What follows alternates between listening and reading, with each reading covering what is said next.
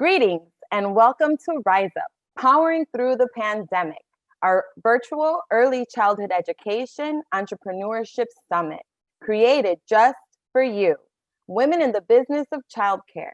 We launched this event in 1998 as we kicked off our suite of business offerings to strengthen childcare businesses. And it was a calculated risk, as this kind of conference had never been offered before. And you showed up, thirsty for knowledge and support. And now more than ever, in these challenging times, the WBDC continues to be here for you.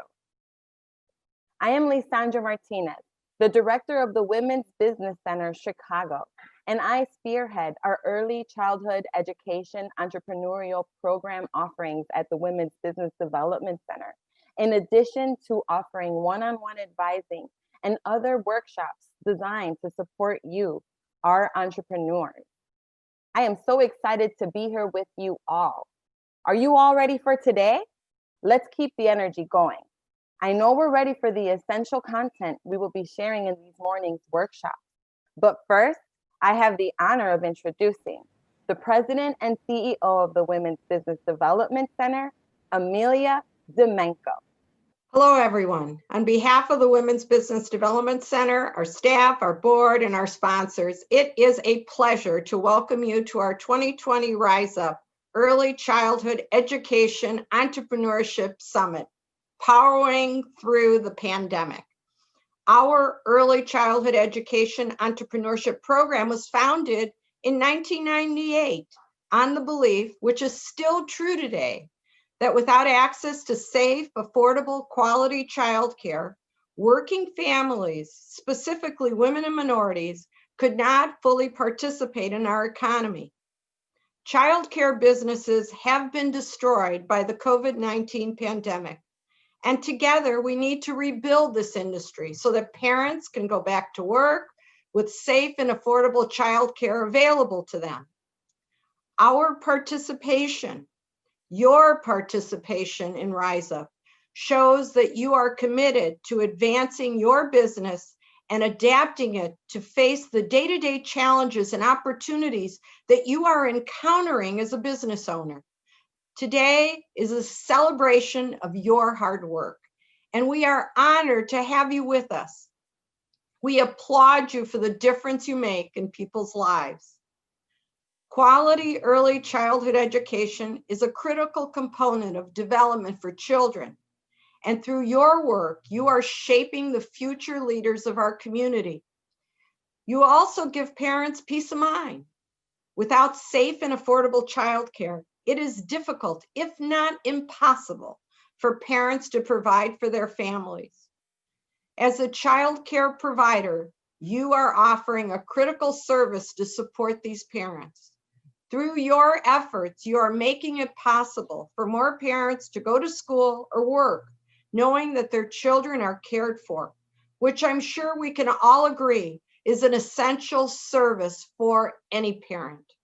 We are grateful for the impact you have on our community. Childcare providers don't just play a vital role as caretakers for future generations, but they are also business owners driving economic growth. You are creating jobs and contributing to local economies, which also support your own families through the businesses you have created and grown. Because of your commitment, today we recognize you, your dedication and your passion for children, your service, your resilience, and the strength in creating and growing your business, and certainly your dedication to elevating future generations. You are the true embodiment of entrepreneurship.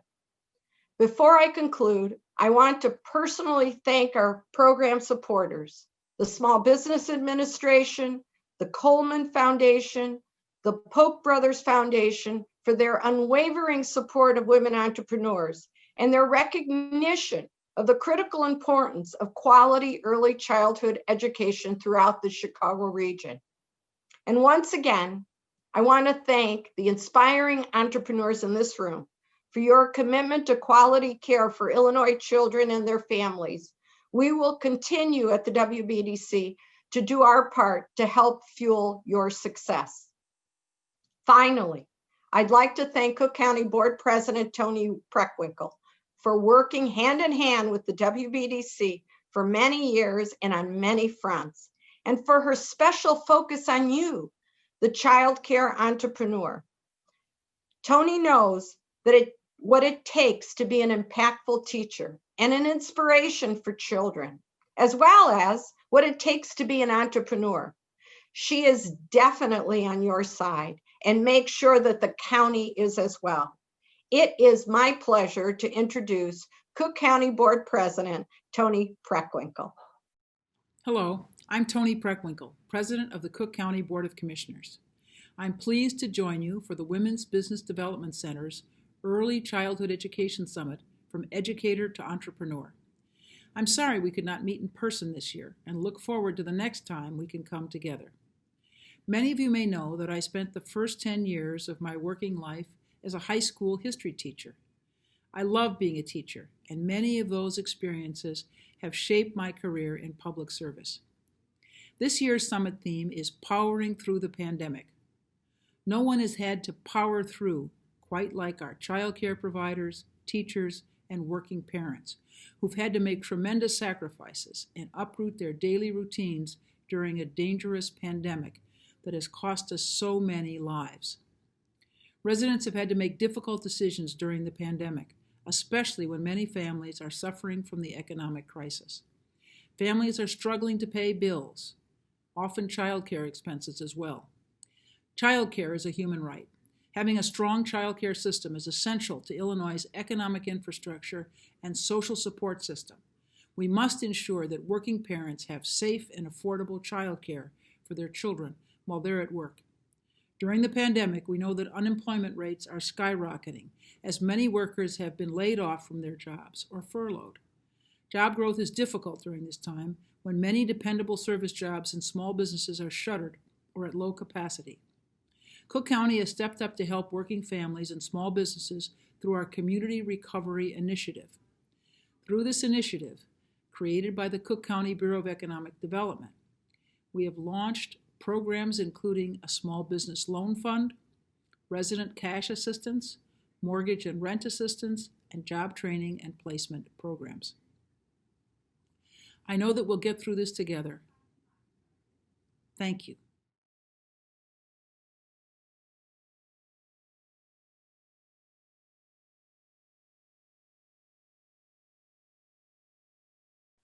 Thank you so much, President Preckwinkle. And now we can go ahead and jump into our first segment, Tales from the Front, where we will gain insights and inspiration from two entrepreneurs who have powered through the pandemic. I will be your moderator. My name is Lisandra Martinez. And now to introduce our panelists, Kimberly Hendricks, owner of a child space and assistant professor of early childhood education at National Louis University, and Daphne Williams, CEO and director of Smarty Pants.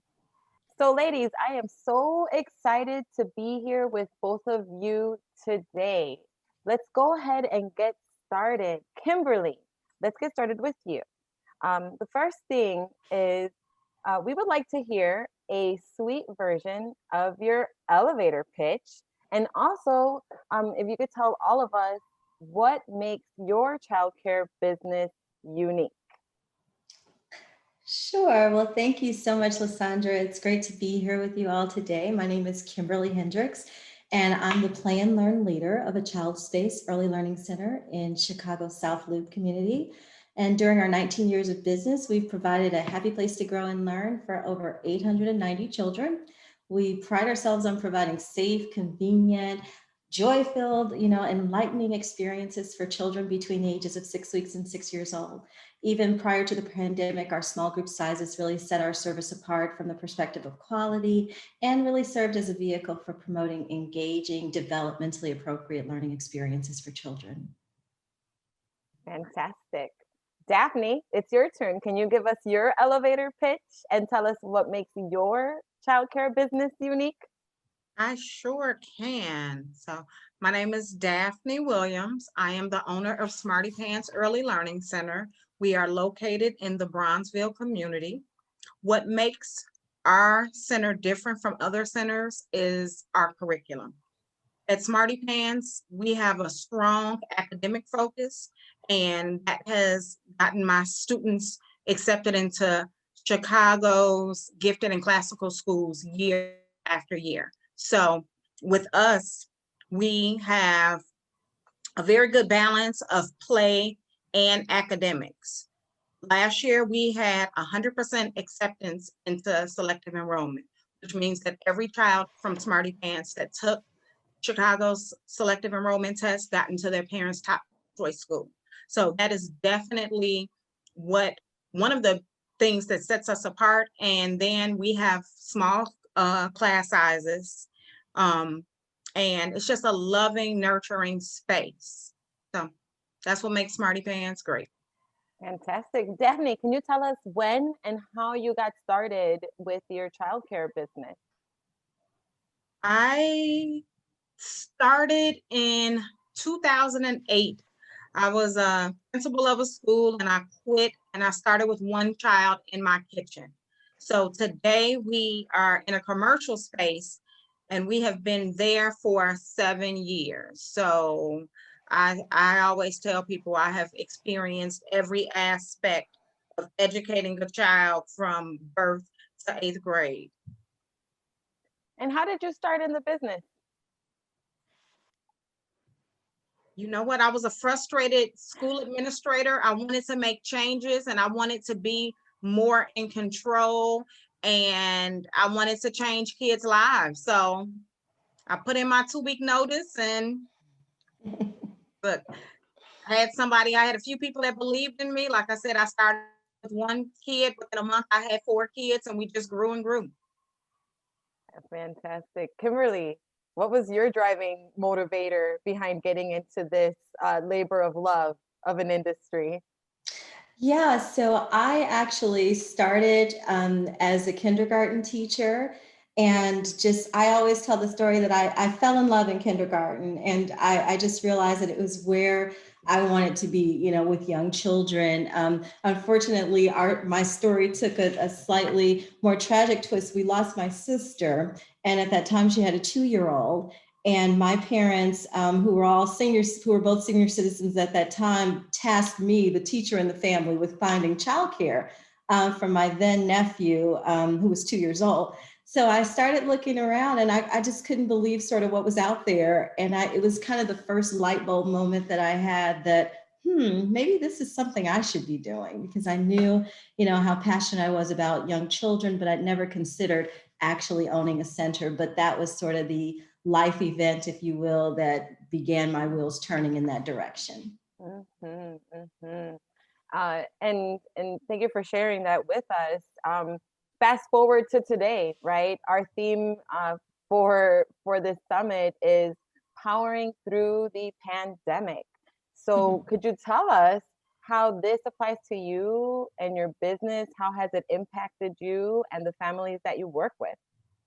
Sure, absolutely. So, I have to be candid. Some days it doesn't feel like I'm powering through, but I do get through. And this process has become empowering, as I've begun to just embrace the realities of everything that we're dealing with and the fact that we don't all have the answers, right? So I'm seeing this from the perspective not only as a school owner and administrator, but also, in my work with my students at National Louis University, I'm gaining a window into how the pandemic is impacting teachers who are working in the field and even those who are unable to work in the field because of remote learning environments. So, we are really focused on making sure that we understand the needs of our families. And we put those first. Having lots of communications and conversations have been really important for us to make sure that we're meeting the need, and also just being really open to the fact that we may not have all the answers, but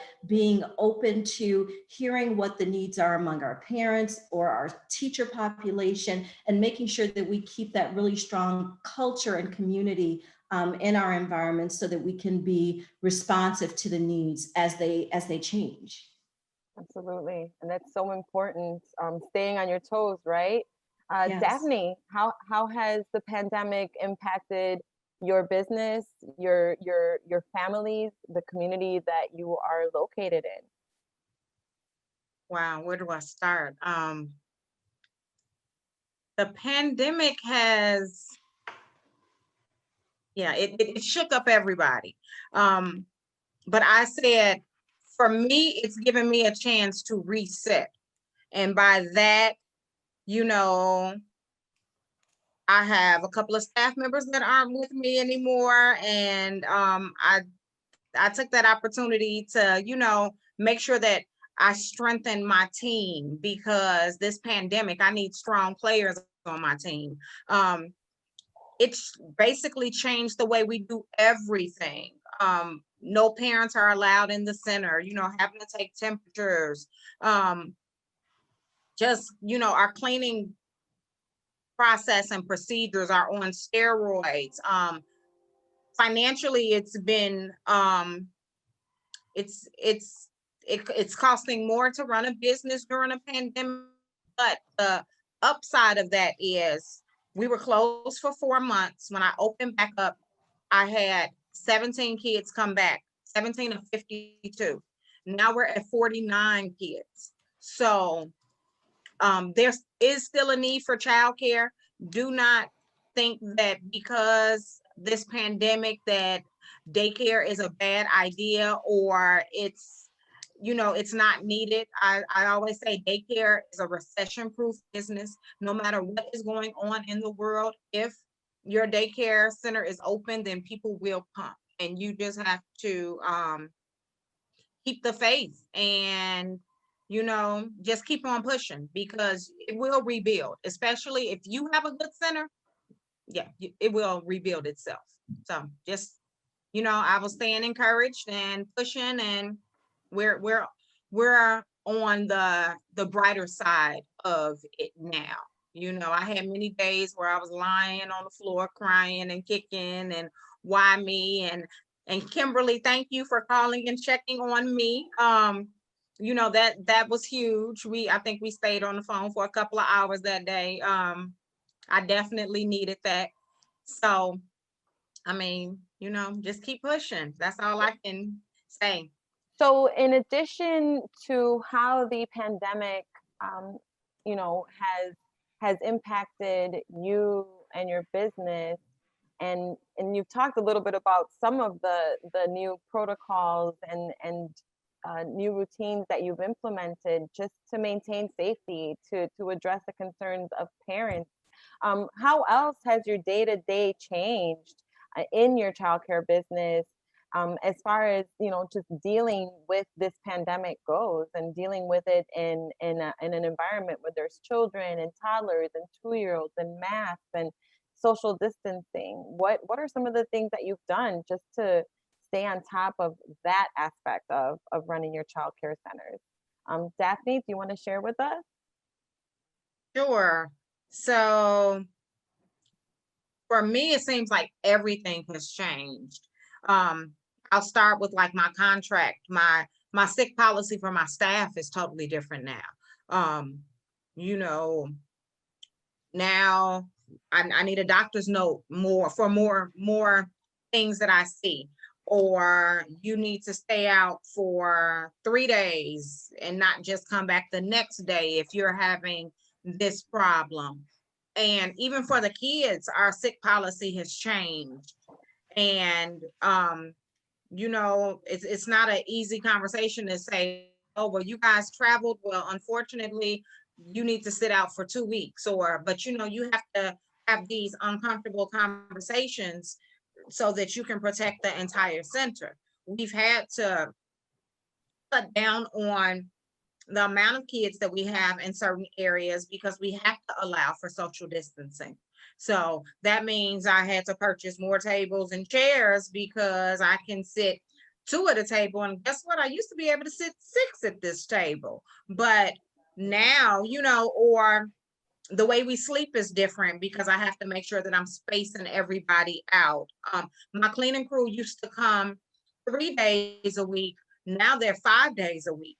I don't tour during the day.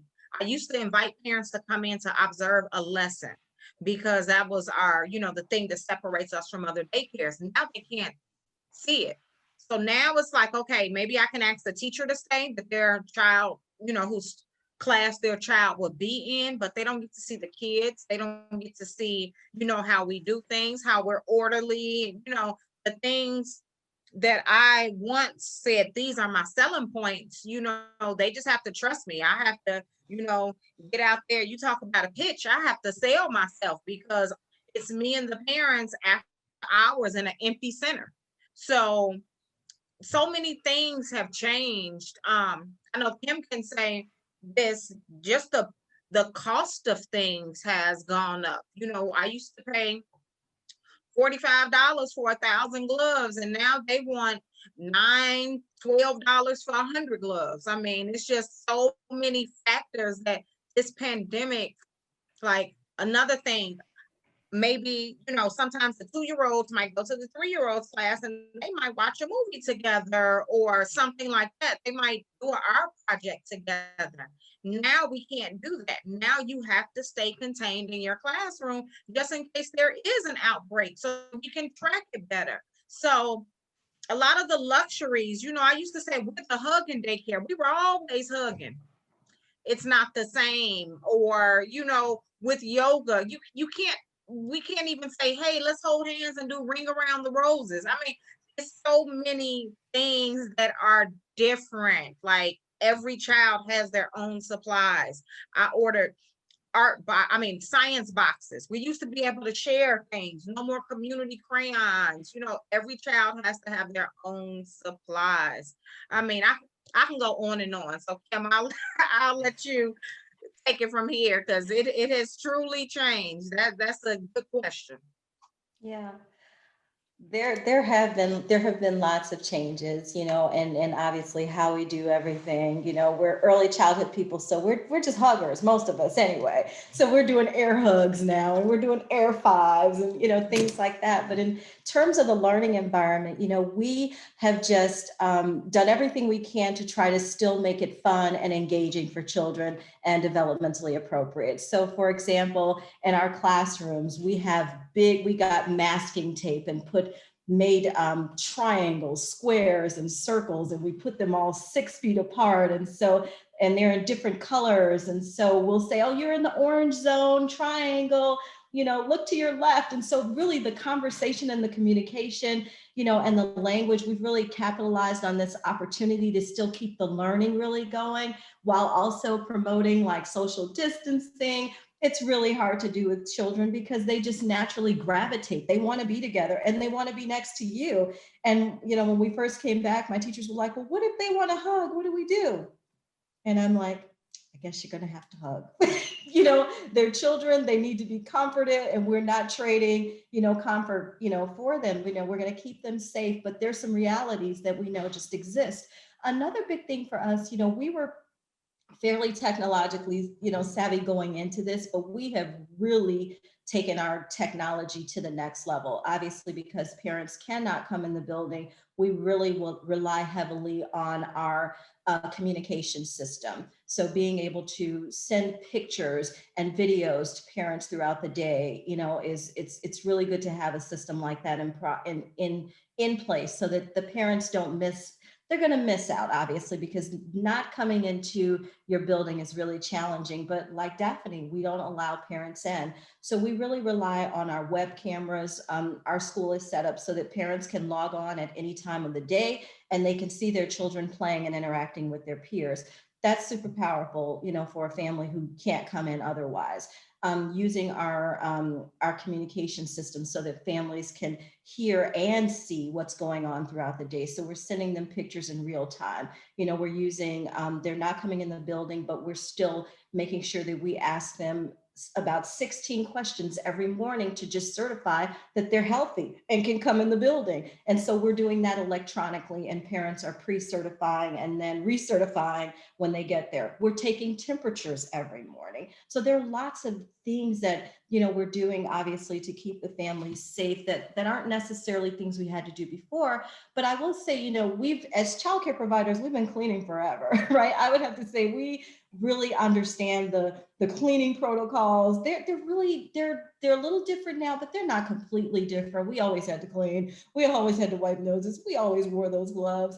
Although, like you, Daphne, my gloves have gone from $30 a case to $99 a case. I'm like, are the gloves going to change the diapers for me now, or what are they doing new? Exactly. But there are so many, things. We have a cleaning lady who's there all day now. So I have one person, and her sole responsibility is to sanitize and, to make sure that when children move to like a playroom, that it is sanitized completely before, they go into that space. So there are things, but I would say, making sure if you can use the more technology you can use, the better. We're doing virtual tours. We don't have families come into the building at all, but instead I get on Zoom and I do my tours for families, and I give them the same walk around. Well, not quite the same, but I give them the walk around so that they can see everything in action and get to see, the children, and get to see the teachers, and make sure you have video releases before you do Zoom tours for your families, just so you want to make sure you have that in place. But, again, yeah, there have been lots of changes, but there are some things that we really do well as a child care center, all of us as providers, that we could really talk about in terms of health and safety. We've been doing it for years, and now we're just doing it at a slightly, higher level.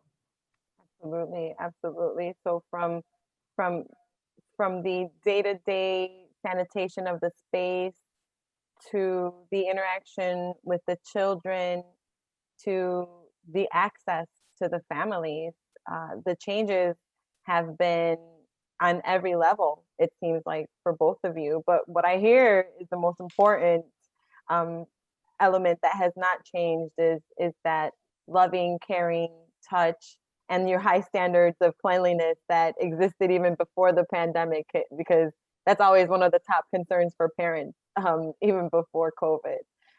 So yes, absolutely. And 360 degrees, you all have changed, pivoted, and implemented very key steps to being able to thrive and continue through this. Daphne, so not only have you managed to survive the initial shock and the initial wave and the initial blow that drastically cut your numbers, but it sounds like, from what you've shared, that you are, almost sounds like you could say you're thriving. You're thriving within these challenging times. How have you done that? How have you done that? I did beef up my marketing a little bit when we reopened. And honestly, parents have had their kids at home for 6 months, over 6 months. They are looking for a safe place to put their kids during this pandemic, because parents are not teachers. They cannot provide everything that their kids were getting in the daycare center, period. But no matter how your program is structured, that's why the parents sent them to you initially, because they can't do it. Every aspect, the socialization, the curriculum. So parents want a space to send their kids. Today, they want a space. My parents are nervous that with the way things are going and them shutting us back down, that we might be forced to close again. Because, if you have a good center, you're going to have people that want to bring their kids to you, period. And a lot of these parents, they still have to work. A lot of people still have to work outside of the house. So, and then you can make it sweet. You can give, a week free with, or waive your registration fee, make it inviting. Make sure that when you have your tours, you assure the parents that their kids are going to be safe and it's clean, and inform them of the practices that you're doing to make sure that your center stays well. But if you've come this far, opening a daycare was not an easy task. You've come this far, so you have to keep pushing. It's not easy, but it is rewarding. It is definitely rewarding. So absolutely. Absolutely. And Kimberly, what are some of the things that you have done to get through these challenging times? How have you pivoted your business? Yeah, I think one of the key things for me is just was leveraging my existing assets, really realizing what those were, not only in the building, but with the families that we serve, with the policies and the procedures that we already had in place. Those were things that really allowed us to do a pivot and to, in some ways, reset. And really re-examine for us, one of the things, I shifted inward when this whole thing happened. And Lysandra, you had some conversations with me and you had a chance to witness some of that. But for me, it was an opportunity to look at, okay, where are we? What are we doing? And where are we trying to go? And then looking at the existing assets that we had and figuring out how we could best leverage those. And so one of the things that we had was really a very strong community bond and relationship with our families. And so from the day we had to shut down, we immediately pivoted into online learning. I went crazy on family communication and sending the families activities that they could do at home virtually. And of course, there's no place like preschool. Some people say there's no place like home. There is no place like home, but there's no place like our preschools either. And so to try to recreate that experience and to help children, parents leverage their strengths. It's true, they're not teachers per se, but oh my goodness, are they ever teachers? And so helping them to recognize the strengths that they have and the capacities that they have and the fact that they don't have to do what we do in order to be effective with their children. That was really one of the things that I believe began to set us apart and really help me to stay connected and encouraged to this experience, was really supporting our parents until we can get our doors opened again. Absolutely. Absolutely. So important. And I do remember our one-on-one advising sessions early on, when we first were locked down and businesses were shut down. Yeah. And here we are again, about to get into that second wave. Looking back and knowing what you know now, Kimberly, what would you have done differently? I know that, looking back to March, there's things that we could do differently. And you can also talk about even before the pandemic, looking back to those times and how you could have even better prepared for these moments of crisis. What would you have changed? I simply panicked in the beginning. I really did. I panicked. Now, so I guess if I had an opportunity, but I'll say this, even in the panic, I learned from the panic. So, it's kind of like, how would you go back and change it? Yeah, I wish I could, but we can't, right? So, but I think that I would have really embraced what I knew from day one and really took advantage again. I didn't from day one leverage my assets and resources. Initially, I think I just went into the emotional windstorm with everybody and just kind of ran into it. That's what I do. And if I maybe step back a little bit and just breathe, I think I would have breathed a lot more.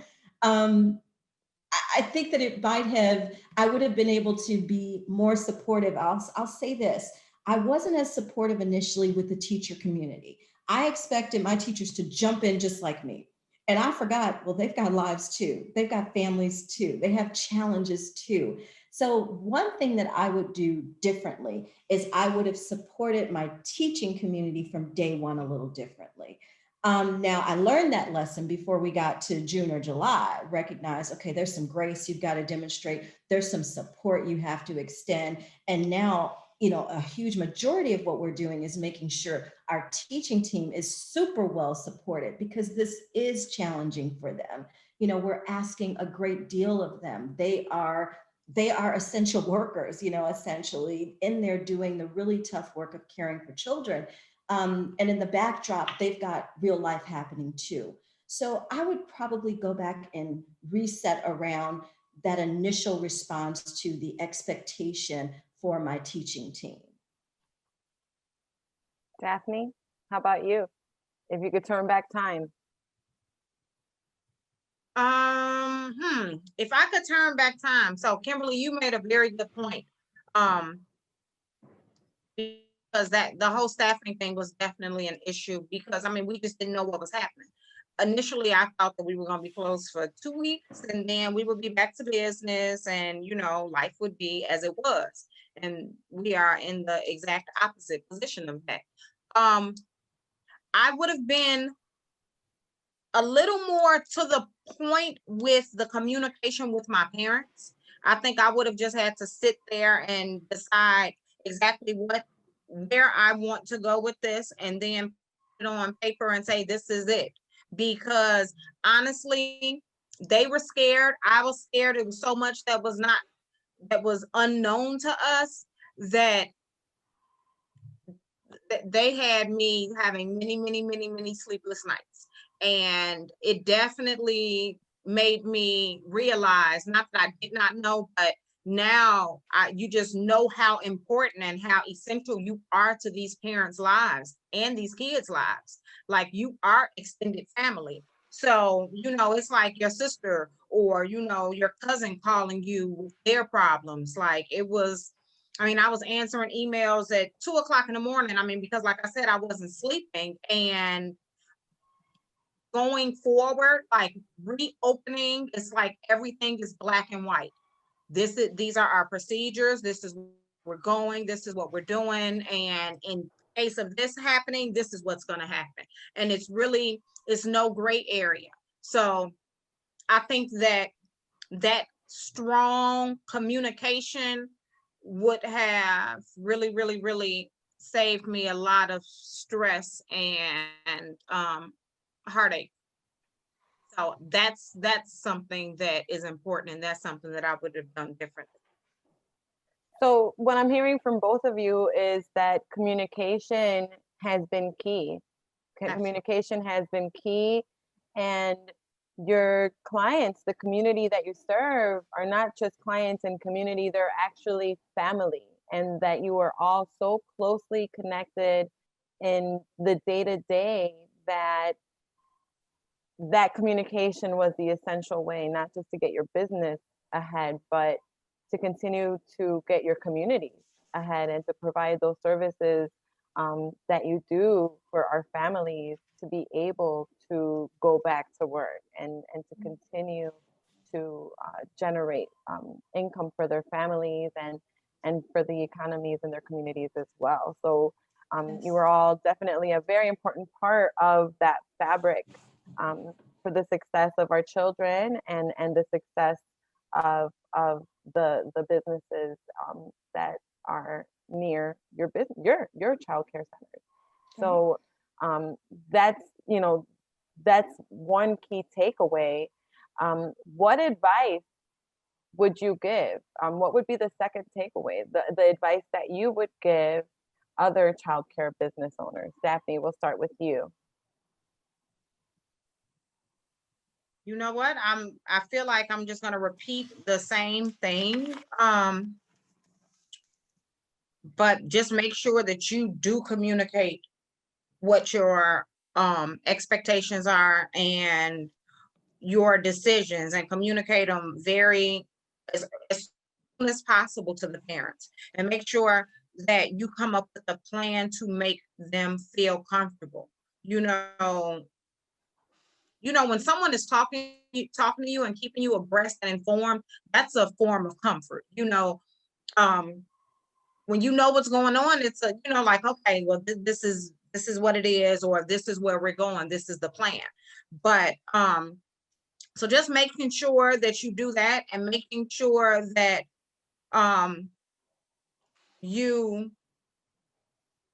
your thinking is next step ahead, just in case. Okay, what if we do go back on lockdown? What am I going to do? What can I offer? Okay, what did I learn from the first lockdown so that I can make this experience just a little easier? If we do have to close again, it's going to be a whole different experience for me, because now I've started that storm one time and I know what to do. I know what's coming up, and I know jump through all these hoops to make sure that they feel comfortable so that I can retain them and they'll come back when I reopen. Absolutely. So having a plan of action, Kimberly, are there any things that you've seen your counterparts doing in these times that they just simply shouldn't be doing? Yeah, I think that, part of my advice would be along those lines. I've seen schools who are trying to be everything to everyone. And I don't know if that's just the nature of what we tend to do as caregivers, child caregivers in general. So that would be a piece of advice that I would give would be understand that you cannot be everything to everyone.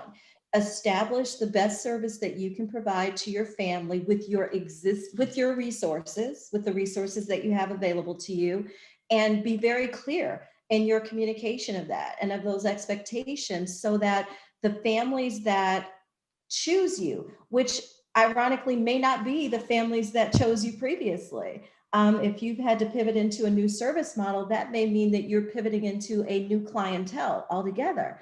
And so my advice also would be that don't be afraid to change. Don't be afraid to adjust and adapt your model because this is a time for innovation. This is a time to sort of think about, as I said, what have you been doing that maybe you don't want to do any longer? What could you do better? Where is there now a new entry place in the market that you could step into? So I would just say, again, be very clear about the service you provide, decide where you have opportunities to innovate and just move in that direction because the families that you had previously may not be your core population any longer. In fact, I'm finding that to be the case in my environment, that my population is shifting. No hard feelings. We love each other. We had a great relationship, but some of the needs have shifted away from what I am doing now as a business owner. And so you have to be true to that, and really just take it one step at a time. Be okay not knowing all of the answers, but be very clear about what you are sharing and what you are presenting as the service you're offering. And that's the true embodiment of what it means to pivot, right? You have to stay on top of those market trends, stay on top of your customer discovery, understanding what their needs are, what Yes. those different problems, how their problems have shifted, and finding new segments where new problems that you can solve potentially exist. You mentioned, tapping into resources. You mentioned looking at resources. You tapped into the resources you had. What helpful resources are out there for other childcare providers to weather this storm? So many of us have, and I hope have taken advantage of the INCRA and the gateways opportunities, those funding streams that have been out there. But something that's been of real value to me, obviously being a part of a university community, has been to be able to have collegial conversations and to brainstorm with other childcare providers and industry experts. And so one thing I would suggest is that surround yourself with a community of learners, with a community that you can reach out to who may be having totally different experiences than you, even in other industries, because business is what I'm finding. And so other people may not be having the same challenges that I'm having per se in childcare, but they may be having the same HR challenges. So for me, surrounding myself with other professionals in business who are, weathering the storms has been critical. Find yourself a community, whether it's a Facebook community of people who are doing what you're doing or other childcare providers in your neighborhood or area. I just say find yourself a community and you will find that you will have a resource available to you and you're able to be a resource to someone else. Absolutely. Thank you so much. Those are all important points to look to and to take away with you.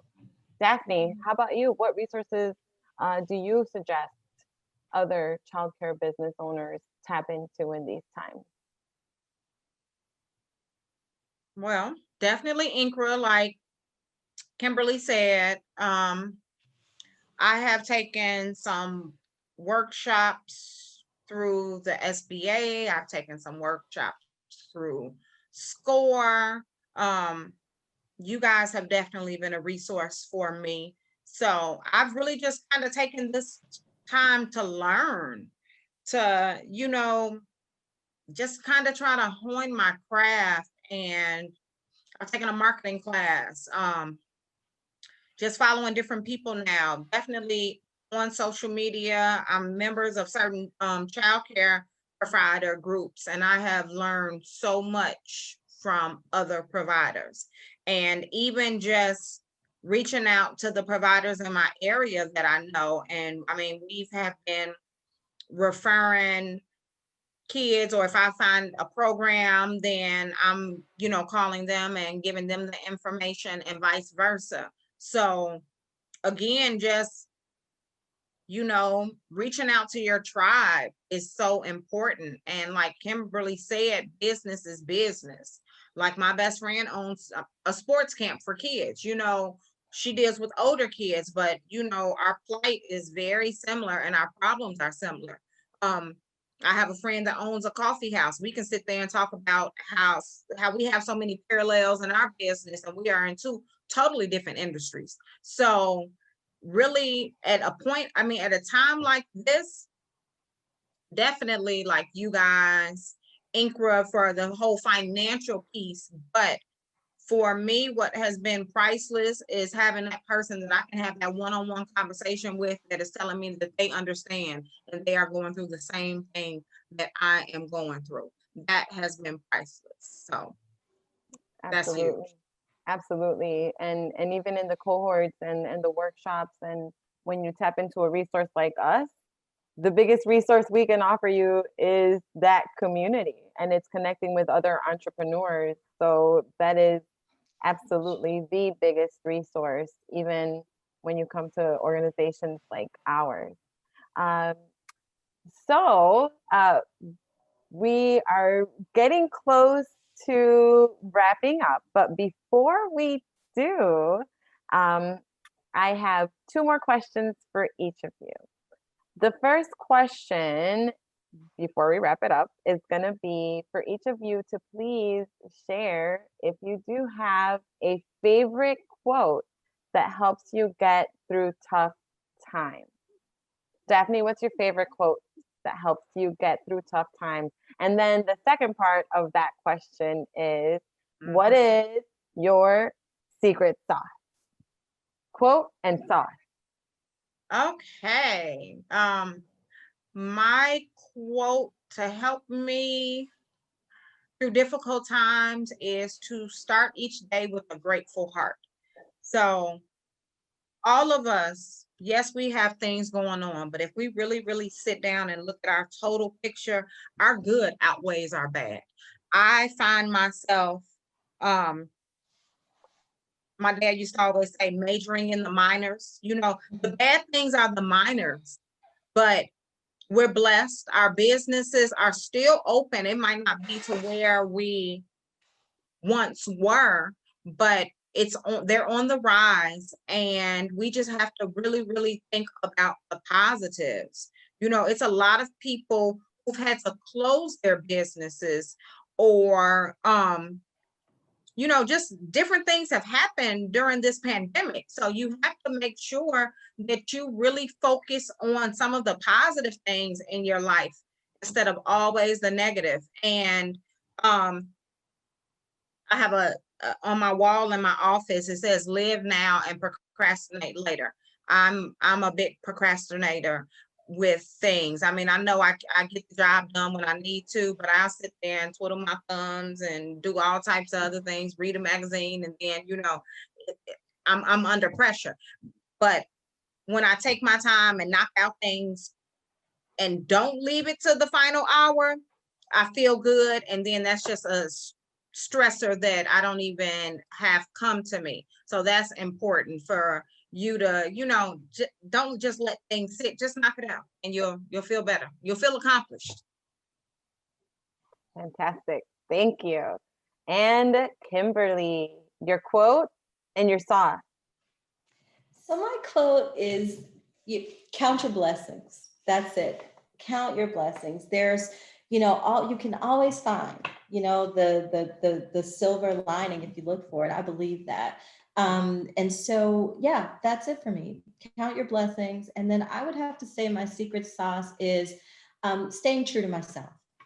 staying true to myself, knowing who I am, knowing what I believe I've been put in this earth to do, and being unashamed to just go forth and do it. And I would just want to also encourage all of the providers, whether your business is open or closed, whether you're a teacher, an owner, or a director, wherever you sit in this, just hopefully you will really embrace all that you are and all that you bring to this world as childcare providers. We are so important. We didn't need anyone to give us a label of essential to know that. But in case you didn't know that, we are so important to parents and to families. And I just, hope that you all will really embrace the gift that we bring to families on a day-by-day basis. The children need us, and wherever you are in your business journey, there is opportunity ahead, because families are always going to need people who are passionate and who provide a great service for families and children. So, be true to yourself.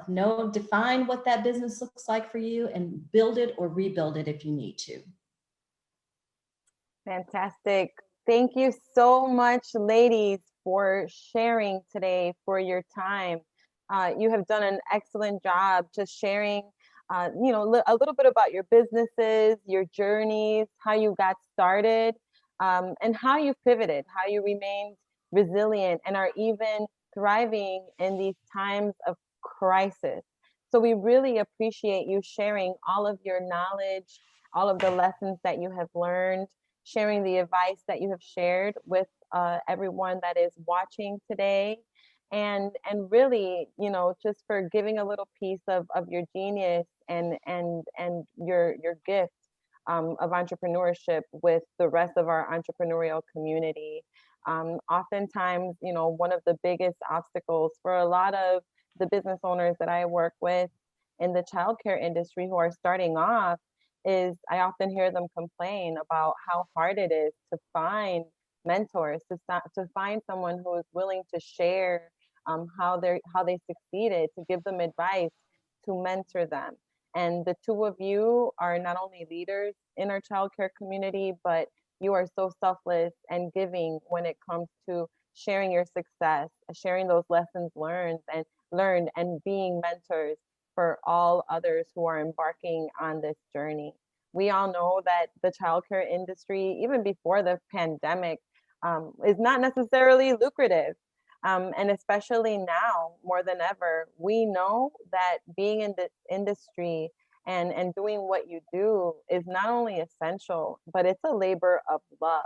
It's not for everyone. And before you're business owners and before you're teachers, you have to have a love for children, and a love for the families that you serve. And so I commend the both of you for having big hearts, the genius that you do, and for sharing with us everything that you share with us. And again, thank you for sharing with us. Thank you for your time.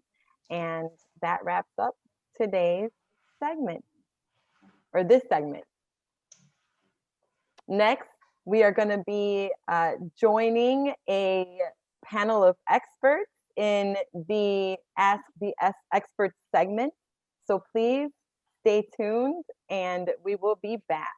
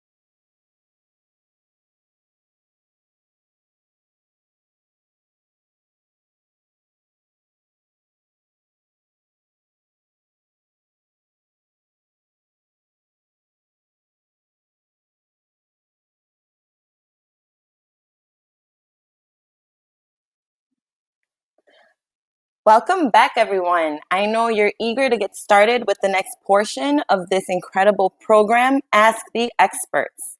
In this section, you will be hearing from 5 experts across 5 different industries, including architecture and interiors, legal, finance, banking, and business sustainability. Our first expert joining us today is Lisa Elkins. She is the principal and registered architect at 2 Point Perspective. Lisa is a LEED accredited architect with a passion for sustainable architecture and quality design. In the 5+ years since founding 2 Point Perspective, Lisa has continually pushed the green building movement forward while nurturing the valuable relationships she has with 2 Point Perspective's notable clients. Please join me in welcoming Lisa. Good morning. Thank you so much for the introduction, Lisandra. I'm excited to be here today. And with many, many years of architectural experience under my belt, I'm excited to share what I know about childcare facilities, and hopefully you'll find some helpful information. I'm going to start with my slides now. So in addition to doing other types of work, we really have a niche specialty, which is childcare. And it took us a while to get there because there are many, many regulations that overlap each other. The next slide shows my business partner, Emily Churchma, and she is truly the expert. She's got about half of the building code embedded in her brain, and she really knows what she's talking about with everything regarding childcare facilities, and it is complex. And then we work together, of course, to make everything seamless for our clients. A little bit more, we're going to talk today about the things you'll need to know from a technical side and from the design side, and talk about some lessons learned and, most importantly, some mistakes to avoid as you're considering planning this. And to jump right in, we are a team of smart and caring people who work hard for our clients. And as you're looking for who should help you through the process of planning a larger childcare facility, just make sure that you find a team that is organized, experienced, respected by city agencies. And then also, of course, you're going to be working very closely with these people. So making sure that it's someone friendly that you're excited to engage with and who is excited about your project. Moving on then to talk about one clear distinction that I want everyone to understand. So on the architectural front, we help you navigate all of the codes. We help design your floor plan. We work closely with you to make sure that it's what you want. We also build 3D models. You can see it's a bit of an empty one still without the furniture, but we build the 3D models of the spaces that we're helping to design. And that way our clients can really see in advance what all the spaces are going to feel like and make sure that it really works for them before it's built. The picture below is transitioning into construction. Construction is a separate entity, and we help our clients find the right contractor, but construction is not something that is under the direct realm of the architect. So I just wanted to make that clear. And I will say, too, that finding a contractor who's done childcare facilities before is also very important. So we suggest them to our clients, and I would, if you're working with someone else, just make sure that they have that experience. So to jump right into the technical part first, you have to sit through the technical part to get to the fun pictures. So childcare facilities must comply with a lot of codes. There are zoning codes, building codes. You probably already know about DCFS. There's also the Department of Health, the Fire Marshal, the Plumbing Code. And then on top of that, it needs to be a fun space that engages with the children, and it also needs to be functional for your staff to be able to navigate appropriately. Zoning codes consider the allowable use of a space. So if you're looking to purchase a building for a larger facility, or if you're looking to lease a space, you have to make sure that that space is zoned to allow a childcare facility. This is critical. It's not hard to do, but it's also critical. We did have a client one time that signed a lease and then came to us as the architects, and we had to tell them that that space was not allowed to be used, and they had to break the lease, which was expensive. So definitely get your ducks in a row and do things in the right order. The zoning code also looks at parking requirements. drop-off areas, and even setbacks. If you're considering adding onto a building, there are setbacks that the zoning code requires. Lessons learned here, I already mentioned, just verify that your zone allows childcare. And then another big one is just that car and bike parking and drop-off areas really have to be considered. And that's something that you can actually work through with the alderman as well. Sometimes you have to get their approval to have the off-street parking. Moving on to building codes. So there are several overlapping building codes that you have to think about. We've probably all heard of the ADA, so you have to have handicap clearances. There are exiting requirements, of course, so that everyone can get out safely in the rare case that there would be a fire. Making sure that there's fire-resistant construction. The code really is a stickler about that. It also deals with the number that are in different rooms, your heating and cooling systems, your electrical system, your plumbing system, and actually many more. To one example, here we go. This is just a floor plan of a daycare center, and it shows some of the handicap clearances. If you can see at every door, in every bathroom, even in hallways, there are handicap clearances that have to be respected. So sometimes clients start sketching on plans in advance, which is great. It's helpful for us to see the adjacencies, but a lot of times those circulation spaces, even bathrooms, have to be bigger than expected. So just make sure that you don't fall in love with a plan before making sure that it meets all of the code compliances. And some lessons learned from the building department are fire-rated walls are needed between tenants. So if you're in a building and there are other tenants in that building, the walls between your space and theirs cost more to build because they require more stringent fire ratings. So those are things that you just have to be aware of and know that it's not standard residential construction. There are some commercial things that kick in and can affect the pricing. Contractors with childcare project experience give better budget estimates. So as you're talking up front and trying to make sure that the contractor is the right fit, you're probably going to get more realistic numbers from someone who has done this before and knows some of the specialty features. And then one additional one is if you're really planning a large facility, facilities with more than 50 people have additional safety requirements. So we've had people that kind of try to keep it right under there just to avoid the extra costs that are associated with that jump. Then moving on to DCFS, again, there are a lot of requirements that they have. And in addition, some of these overlap with the building department. So just the amount of space per child, required ratios of staff to children, outdoor play areas, food preparation areas, changing facilities, cot storage, cot layout, security, and the list goes on, of course. But again, don't be overwhelmed by that because that's why you have experts that know all of these pieces that can help you through. So this is actually a plan of a daycare facility, and it shows some of the calculations. So you can see like the children's play area is considered, and then the number of cots that can fit in there is also considered. So, so that's an important piece of it. Moving on, this is also, again, the picture of a 3D just security, and you'll want to have be able to have your front desk see the front door and just some of those different pieces. And the model really helps to make that real. And then a few lessons learned. There is overlap between DC and the development.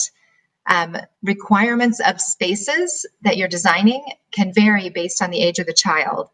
And then finally, have a DCFS walkthrough before you sign your lease. People from the DCFS will actually come out and walk through the space with you and tell you what red flags they're concerned about so that you can make sure that it is the right space for you. The Food Safety Board considers many things as well: hand wash sinks, food prep, refrigeration, food storage. So that's another important piece. And we always submit to them actually before the building department to get their feedback first. And then another lessons learned is that instead of floor plans, they require floor plans and elevation drawings. So we have to show them actually the sinks and the countertops and the cabinetry so that they really understand what's going on. And then as you're planning how you're going to bring food into your facility, on-site food prep is treated differently than warming. And so that helps, understanding those regulations helps people to make that decision in many cases. Finally, functionality. You need a secure space with good flow. You need thoughtful restroom locations. You need to make sure that everything you're going to need is there as close as possible on day one, because it's hard to go back and add in spaces later. And then also, of course, being environmentally conscious when possible. More our savvy clients want high performance buildings that are also healthy. It's just a good win for the long run. And then, of course, making sure the spaces are functional. So here is an early plan for a childcare center. If you can see, the shape of the building is like a stair step. So we had to work the spaces into that and make sure that we were kind of respecting the architecture and making a plan that worked with the building. And that, of course, made it flow better as well for the staff. And now on to the fun stuff that I promised. So appearance, you want to make children feel welcome. You want to make the staff feel comfortable. And you really need to instill trust in parents. These people are trusting you with the most important thing in their lives. So a good design is important. A good design can be energetic. You can see here there are some fun shapes, some fun colors. And then also kind of playful. So if you see on the wall there, that's actually electrical conduit, which is usually straight. And we just played with some fun twists and turns to keep things exciting.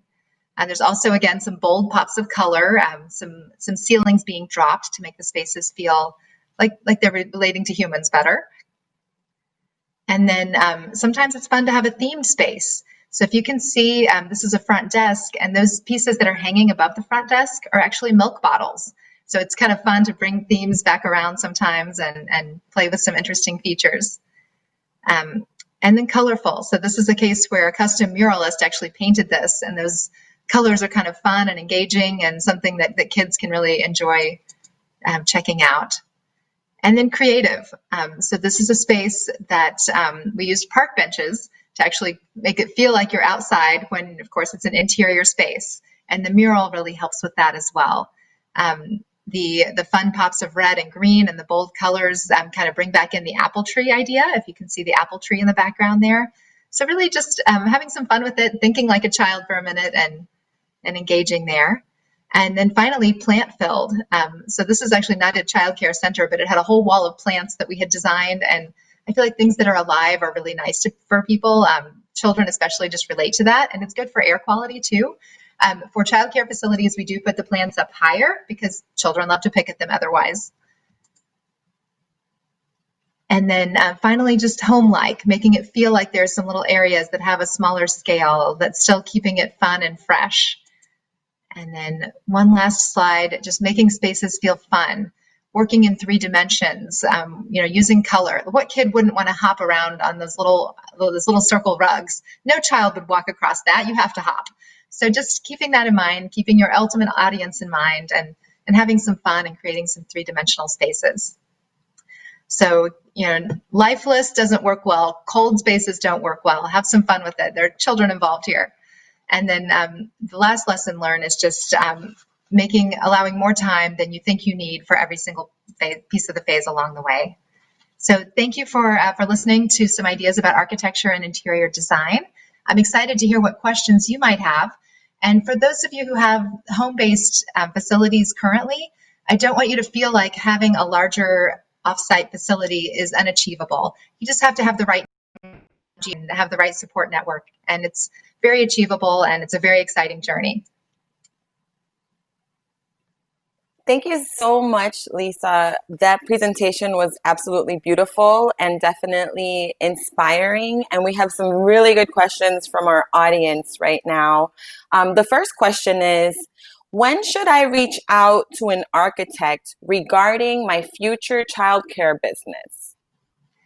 As early as possible. If you reach out early, we can do a feasibility study to help make sure that the facility or the space that you're looking at is going to be compliant. So really having architects involved from day one is really nice.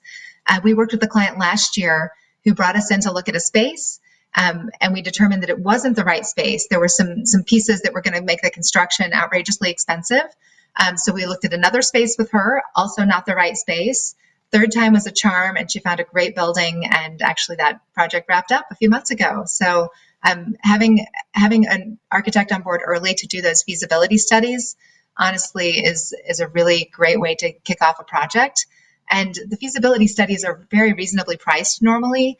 So, for a very small investment, you might find out that your space is not the right space, and it might save you tens of thousands of dollars down the road. As far as finding the right architect, Lisa, the next question asks, do I need a specific type of architect to help with the design or redesign of my childcare in-home-based or center-based business? So that is a really good question. For the home-based facilities, oftentimes an architect isn't even needed. That in the case of the business owner just working with DCFS. So a lot of times, while a little bit of advice might be helpful, a lot of times they can do that without having to engage an architect. And of course, that's good for the budget. That might be a case where it's honestly, if you wanted to do something just to spruce things up, just an interior design component might be all that's really needed. For anything that's in the commercial realm, if you're going into a home-based center, you will have to have an architect. It's not an option. You cannot get a building permit without an architect being involved. So some architects only do residential work, and then some, like our firm, does residential and commercial work. So you definitely want someone that knows the commercial building code, because it's very different than residential. It's a whole different part of the code. So making sure that they have commercial experience at the least, and honestly, making sure that they have childcare experience is really important, because there are so many overlaps in those codes. So you mentioned a couple really important points, and you mentioned DCFS and codes. The next follow-up question asks, what governmental entity governs the construction of a childcare center? Yes. So I know we talked about those a little bit, and the building department is kind of the umbrella organization that many of those other ones fall under. So between the building department and DCFS, those are the main two areas of compliance. And then all of the other, even zoning, is almost like a sub-compliance to the building code. So the building department is who you would need to work with, but they don't allow you to just come in and have a consultation with them. In fact, as you're submitting your plans, they won't even allow anyone except licensed architects to come in and talk about the plan review with the reviewers. So they kind of close their doors a little bit tightly, and I think they recognize that there are complex issues that the business owners often don't understand, and so we kind of have to be that intermediary to make sure that the business owners are getting what they want within the confines of the code. Wow, and we're getting some really excellent questions.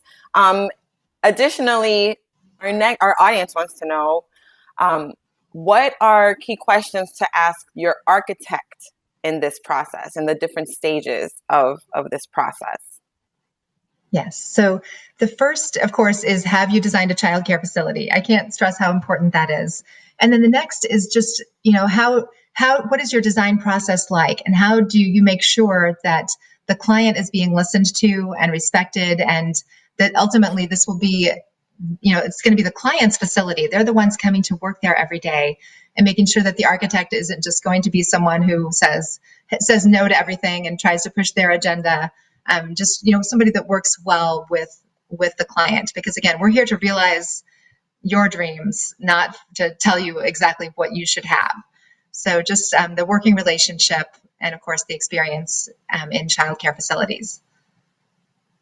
And the next question is, once you already find your architect, right, how do the architect and the contractor work together? Yes, so that is a really good question. If you get the wrong combination, everybody points fingers and it gets really ugly. So making sure, again, if you have an amicable architect who is a good team player, and you choose a contractor who's also a good team player, you've got the best possible start. And again, a lot of times the architect will know of contractors that have done this work before, and that they can kind of let you know that this is a good contractor who would be a good fit. Using a contractor who's only done residential work is not usually a good plan. They don't know the requirements of the commercial situation. They kind of push back on everything that the architects are saying because they're not familiar with the language. And so at the very least, making sure that they've done commercial work, if not daycare work as well. And then finally, and I'm squeezing them in as quickly as possible. Lisa, could you share with our audience, how much does a feasibility study cost? Certainly. A lot of times we're able to do feasibility studies for less than $1,000. So if it's like a 2 or 3 room facility, sometimes that can be like $700 to $800. And if that sounds like a lot, when you look at it in the course of an entire project where you're going to be spending hundreds of thousands, it's really worth it. And again, if it tells you that you don't have the right space, that is just as valuable. But more often than not, it tells us that we do have the right space, or just helps you to understand this space can work, but you can't have the piece that maybe you thought you could have, or you would have to organize it in this way more than the other way. So with the feasibility study, we actually go ahead and do a floor plan, as well as doing the early code research. So people can start to see, hey, here's how these spaces can fit together in a compliant way.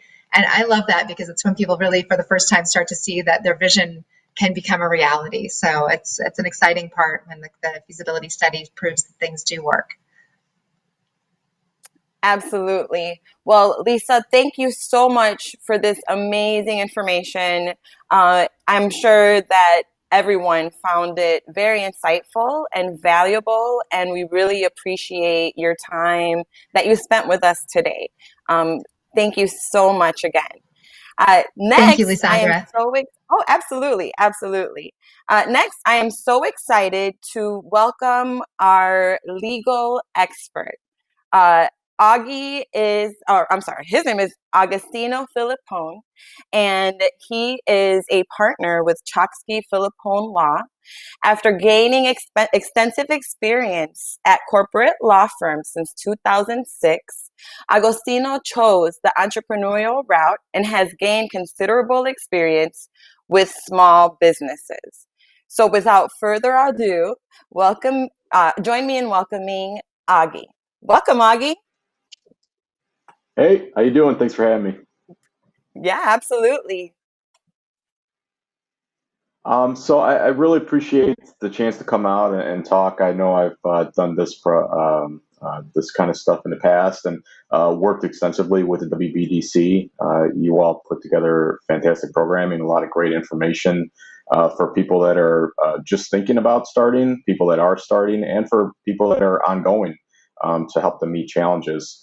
And I suppose the first thing I would say to everyone is give yourselves a pat on the back. The fact that you are attending this program right now and you are making yourselves all aware of the resources that are available to you is already 10 steps ahead of where a lot of other people are.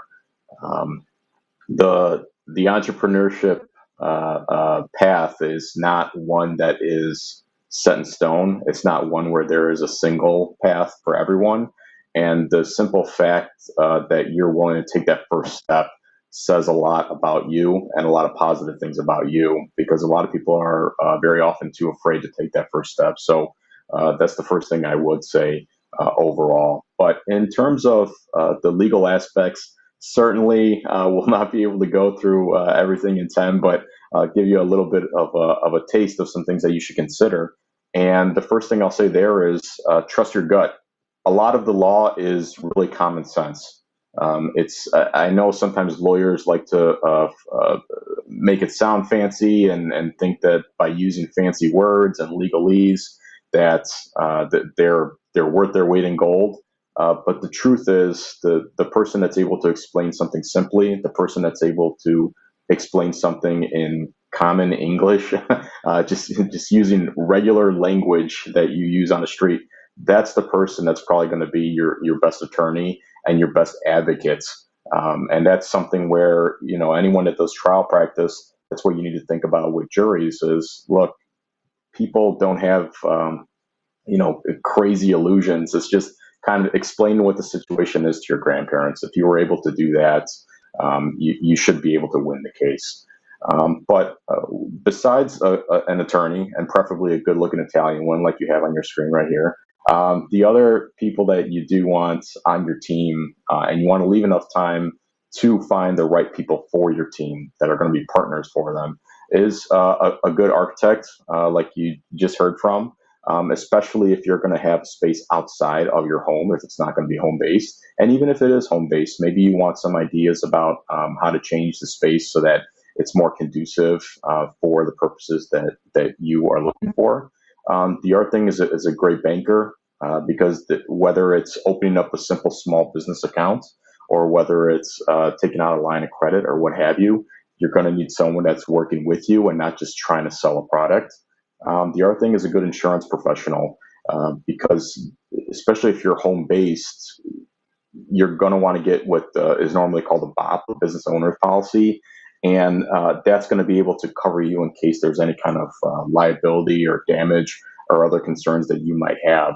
And especially you're going to want insurance if you're leasing out a space or you're purchasing a building, because things happen, whether it's, heaven forbid, a child getting hurt, but also if it's just someone passing by, a parent dropping off, and they even slip and fall outside. So you want to have a good insurance person on there too. And then the other thing is build up your bench for resources. The WBDC, that's one you already have on your list. The SBA, Small Business Administration, they also have small business development centers that are on the ground, that are available and have resources. And even the Business Affairs Consumer Protection Division with the City of Chicago, where we do a lot of presentations with them. They have a lot of great resources and ongoing information that's available.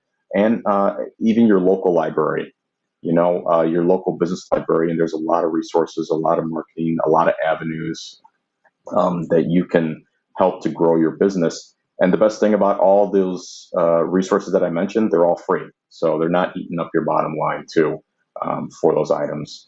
And usually when I work with daycare providers and childcare providers, and I do have multiple clients that are in that area in different stages, whether they're just starting out or long term.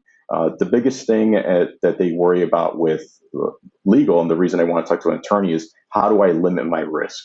And by and large, the first step towards limiting your risk is really setting up a company, which could be an LLC, a corporation, whatever it is. There's a bunch of different entities. Which one is for you is something that you would have a conversation with your attorney about. But at the end of it, it's just about getting that limited liability protection so that you are able to separate your business assets from your personal assets. So that if the company that you created is sued, someone can really only get the assets from either the insurance policy or the business, and someplace like your personal bank account or maybe your home is otherwise protected and not touched by someone else or by the courts or anyone else. The other thing is, again, leave time for these interviews. When you speak to an attorney, I'll go specifically since that's the area I'm covering, so I won't hit on anyone else's toes.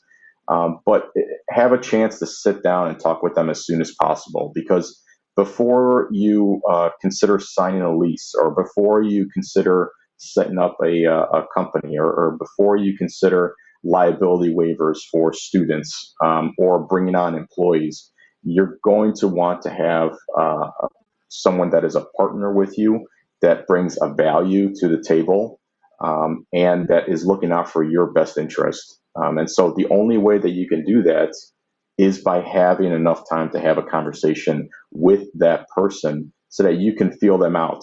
Are they, again, trust your gut. Are they a decent person? Are they looking out for me? Do they return my calls?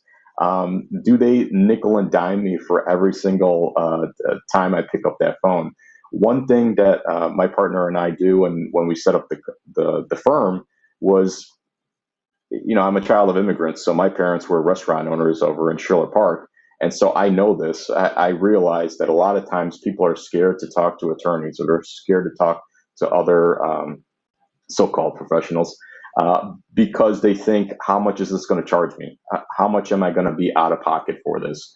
And one of the things that we do is a lot of flat fee stuff where we just say, all right, you want a contract reviewed? Let's do it this way. And it's just a per page flat fee for it. Or, we'll say, well, you don't really need an attorney for that. You can do that yourself. Here are the resources to do that. Because again, coming from a small business family and running a small business myself now, I realize, a dollar in certain areas can go further than a dollar somewhere else. And so it's, again, about building that relationship long term. It's not about getting a breadcrumb here or there. It's about being able to set yourself up for having that continued lunch down the road as well. And, that's a positive value that the parents that are bringing children to your environment are going to see. If you're nickel and diming them, think about how you feel whenever that happens to you. That's going to be part of the character. That's going to be part of the genuineness of your business, and it's going to help you out a lot more than short-term gains. The other thing I will say, again, with that trust your gut kind of mentality and thought that I brought from the top is leave yourself enough time. If someone proposes a contract or someone asks you to look at something, or if you want to look at a space, or if you're interested in working with a vendor to be that accountant for you, leave yourself enough time and make sure that you read the actual words. And if you're working with an attorney, that's something that they can do for you, and then be able to explain what certain terms are, what's good for you, what's bad for you, what should be changed. But if you're doing it yourself, again, just make sure to read it and ask questions. If there's something that you don't understand on there, that vendor should give you the time to explain why that item is put inside the contract, why it's there, and what its purpose is.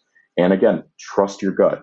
But besides trusting your gut, you need to leave yourself enough time to be able to review those items, because as soon as you start a business, it's no doubts everyone and their mother is going to think that you have $20 million and they're going to be trying to sell you services.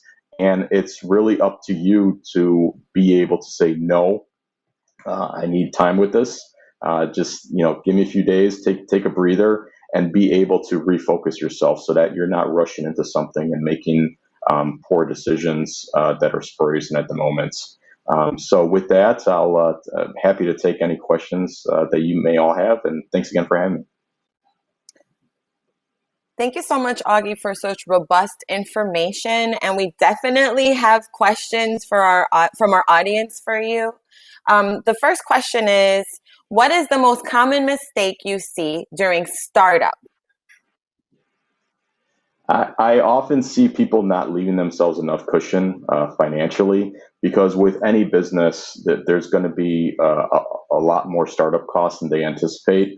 I often tell people, just double the number. Just if you got extra money at the end, that's a good problem to have. But for any small business, you're looking at about 1.5 to 2 years until you're actually going to be in the black, because otherwise you're spending money trying to put your name out there, trying to prime the pump, trying to find customers, doing the marketings, doing all the construction if you have a space that you're doing. So you need to be careful, but yeah, leave yourself enough time and put in some additional money so that financially you have that, because you want to be able to protect yourself professionally as well as personally, and not have that be what causes your dreams to kind of dwindle.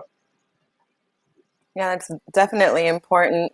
Additionally, I have a question about legal entities. During the presentation, you mentioned that you work specifically with your lawyer to determine your entity, but are there any things that we should keep in mind? Our audience wants to know, what should we keep in mind when I am talking to my lawyer about the legal entity I need to form? Yeah, but by and large, legal entities, whether again it's a LLC, limited liability corporation, or an actual corporation, or an S corp, or a C corp, all that stuff. The big thing is going to depend on what is your business, what are your expected revenues, because that's going to make an effect depending on what kind of entity you choose and how that's taxed. And then also, this is probably the most important: do you have a partner? If you do have a partner, ethically, what each partner should have their own attorney, because you can't play chess with yourself. And so if you have a partner as well, you're going to want to have what I call the prenup for the business, which is an operating agreement or bylaws. And those are the rules of the road between you and your partner to say, here are my responsibilities, here are your responsibilities. What happens if one of us passes away? What happens if one of us tries to be mean to the other one? Because the operating agreement, as much as I call it the prenup, it's also pretend that your partner becomes the worst person in the world. What is the worst things that they could do to you and your business? So you need to try and work those things out at the start. And those things should be worked out at the start, just like any other honeymoon period, because there's a lot of stress that comes from operating a business, and you want to make sure you do it the right way. But yeah, especially if you have a partner that you want to go into business with, be willing to effectively marry them, because that's what it's going to take, the support, the communication, and the patience to grow that business and grow it successfully. Yeah, I've definitely heard about how business partner divorces can be messier than divorcing your husband or wife. So that's definitely good advice. My next question is, and this is more COVID related, how can I protect my business against litigation, especially during COVID-19? Yeah. Well, that's a really good question, and that's an answer that a lot of lawyers are trying to figure out right now too, because that's the thing that's kind of exciting, infuriating, makes all of this messy. Is all the legislatures, the local officials, the federal officials, everyone's trying to figure this out in real time. So what you can do is, at the end of the day, you anything in the law, when people think about whether you did something bad or not, they're going to use what's called this reasonable person test.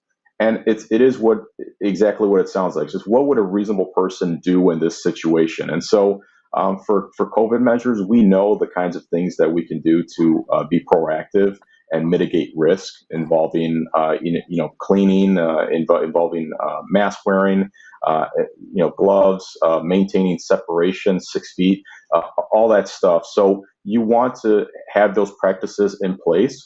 And if you have, make a checklist of the items so that you know that you, and if you do have employees, are doing those things daily. And so if something did happen, you could show, hey, here's my record. Here's what we do every single day about this. The other thing, if you do have employees, it kind of can hurt a little bit more. I've had some daycare owners that have reached out to me when an employee has gotten COVID outside of the workplace. And so, there's a 2-week quarantine, and then all of a sudden it's, all right, well, I still need to pay this person because I need to keep them out on the sidelines. But in the meantime, do I have enough teachers to meet the number of children that I have, so that I have the teacher per student classroom ratio set in place? And what other concerns do I have? So that's the kind of stuff where, again, it's always good to have an attorney kind of on dial so that you can talk to them and work through those situations, because they are really fact specific. But those are some general things that you can consider. And then the other thing is, liability waivers or checklists. They're nice to have. That's not going to say that that's going to be your get out of jail free card. But again, at least it shows that you're trying to take reasonable steps so that people stay safe. Thank you so much for that. You talked a little bit about being careful reviewing contracts, right, before we sign them. One of our audience members wants to know, what kind of contracts do I need to have for my business, for parents, for employees? What should they be looking for themselves? Sure. Well, from parents, you want to have some kind of engagement agreement, and in that agreement, whenever you sign up for the child, you want to have just basic terms about, all right, who is this contract with? Ideally, it would be whatever company that you created and the parents. And if there's 2 parents, if there's guardians, whatever it may be, because the parties to that contract are going to be the parties that the contract is going to be enforceable against. So if you only have one parent on there and the other one does something poor, or you have a guardian that does something, it's kind of, who do you have rights against? The other thing, you just want the payment terms on there. How much is it going to charge? How do you bill? Do you include an ACH kind of direct deposit sheet on that as well, so that you can withdraw that money and not have to chase people? What happens if they don't pay? If you need to bring them to court, who's going to pay for that? A lot of times people will put information in there about, hey, if someone breaks this and we have to get attorney fees and court fees, we can recover those too. This way it's not coming out of your pocket. And then other things, just as simple as what the duration of the time of the care is going to be. And be very specific about that. Is it going to be a month contract, or are they taking on annually? And so kind of lock people in, because that can also affect your pricing. If you have someone that is looking just for kind of a month-to-month daycare service, that's probably going to be a little bit higher price than someone that's willing to agree to be and pay you for a year, because then you're getting a year's worth of revenue as opposed to just a month by month that this person can leave. For employees, Illinois is an at-will state.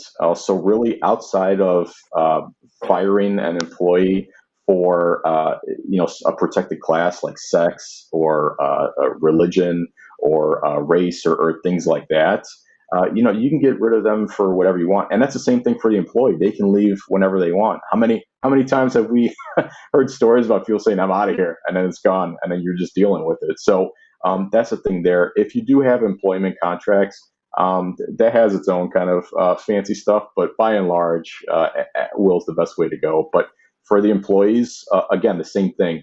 All right, who's the employee? What are their rights and responsibilities to the company, and what are our rights and responsibilities to the employee? What happens if there's a grievance? What's the process? How much are they getting paid? Who's paying the taxes? If they're an employee versus an independent contractor. Uber got into, and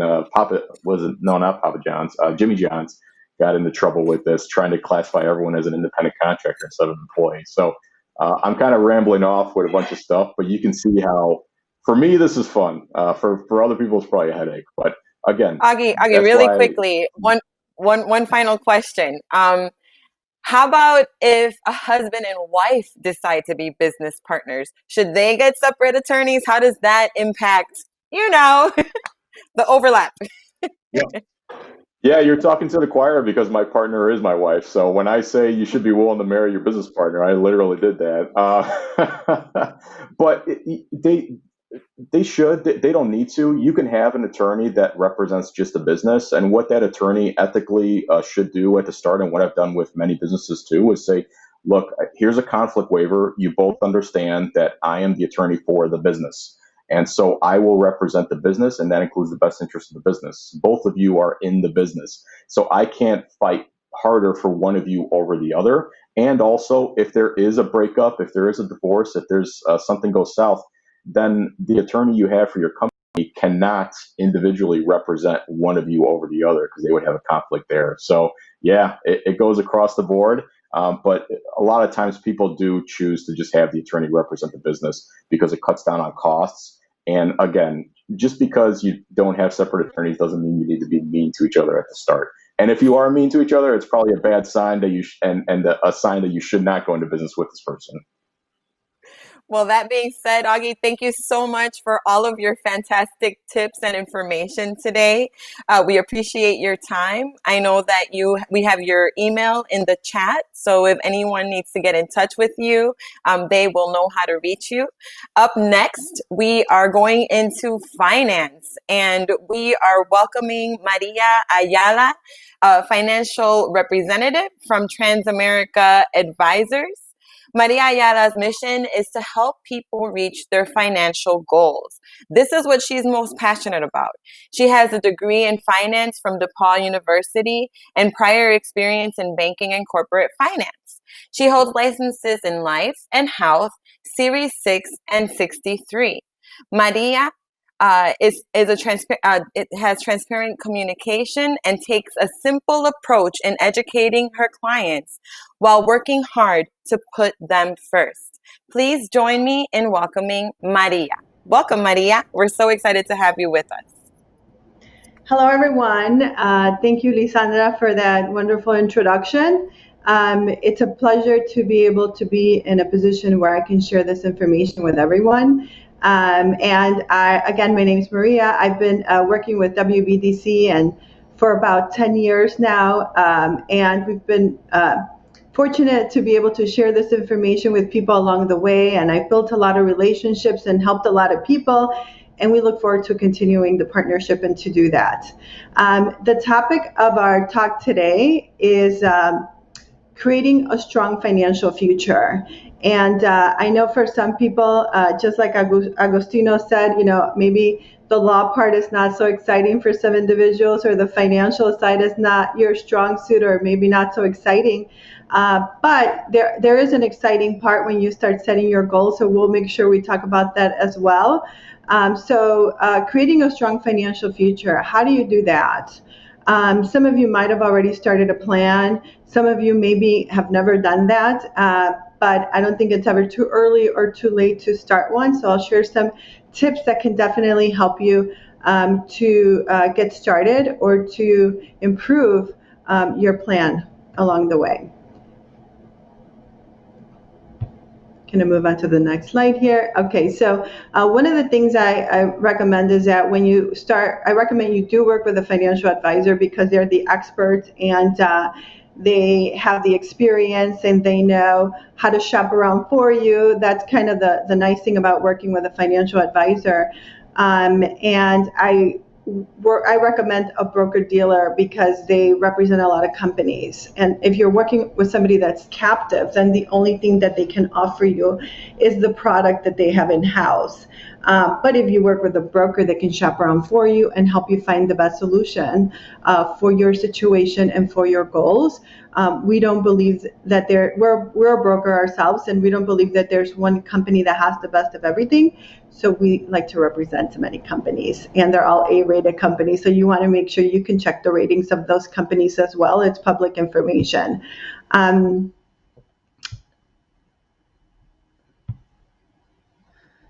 Now, shifting to personal responsibility, I know some of you, again, I mentioned you might have started a plan. Some of you maybe haven't yet, but a long time ago, people used to be able to depend on three things, right, for retirement: pension, Social Security, personal savings.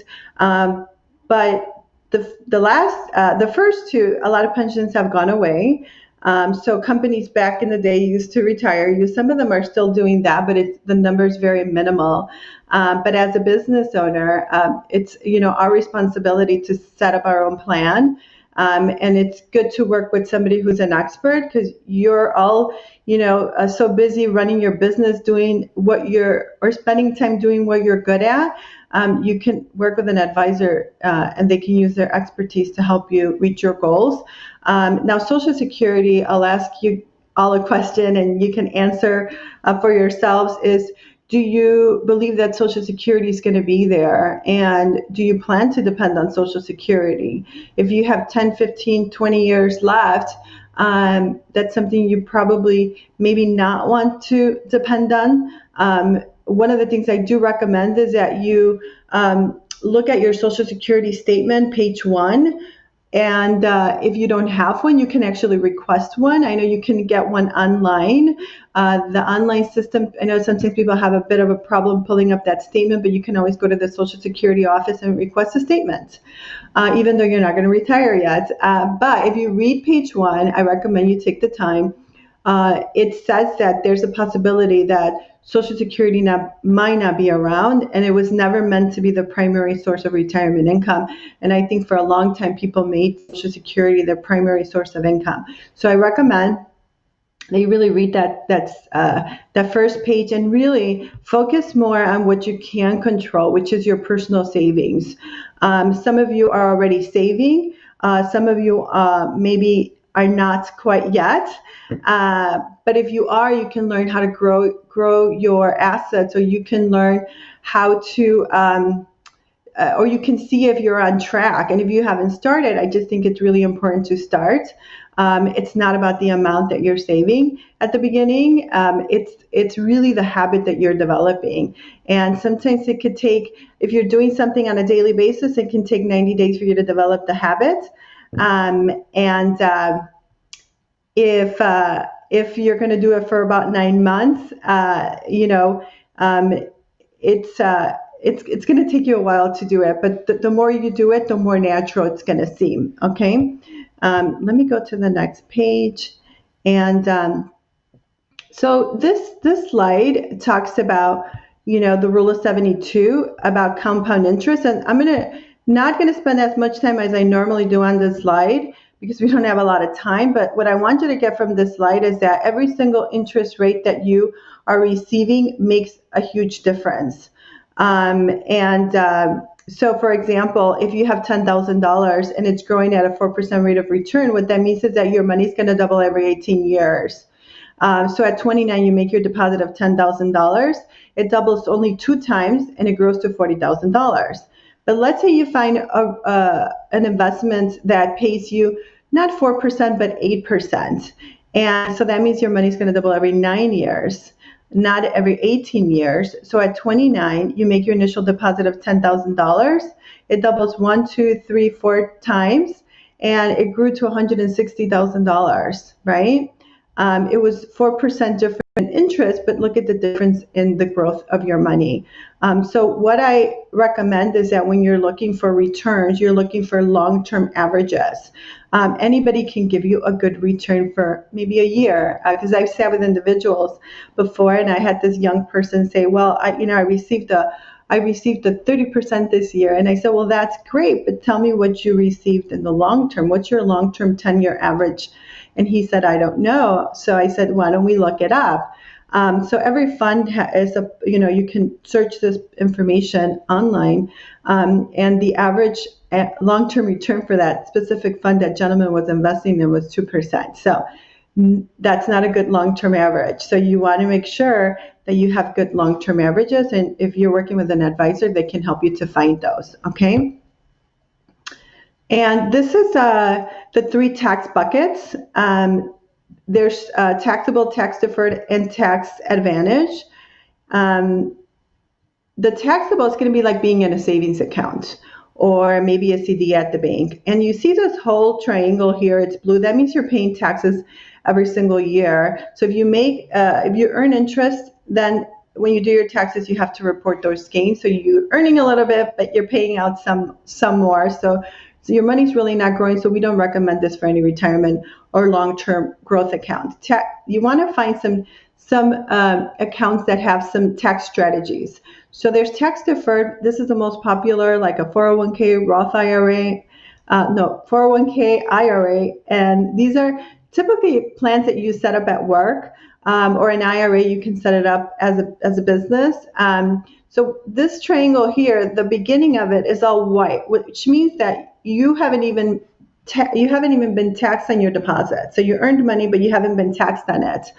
And then your money's growing every year, so you're not going to be taxed on that either. And however, when you start touching your money at retirement, usually after 59 and a half, you're going to be taxed. And the question is, what do you think will happen to taxes in the future? Do you think they're going to go up, or do you think they're going to go down, right? I ask people, do you think taxes are high right now? And a lot of times, most times people will always say yes to that question. However, if you look at the history of taxes, the highest tax bracket was in the mid-1940s. And the tax back then was over 90%. So everything you were earning, you had to hand over to over 90% to the IRS for taxes. So you want to protect your money from taxes, because if taxes were to ever really increase dramatically, you created a strategy for yourself. So we do recommend that you also find ways to direct some of your investments into tax advantage. So you'll see there's only 2 places where you can do that. It's a Roth IRA or a cash value life insurance. The triangle here, the beginning is blue because you already paid taxes on your income, whether it's from a job or a business. So you already paid your taxes. So when your money starts to grow during accumulation phase, there's no taxes to pay.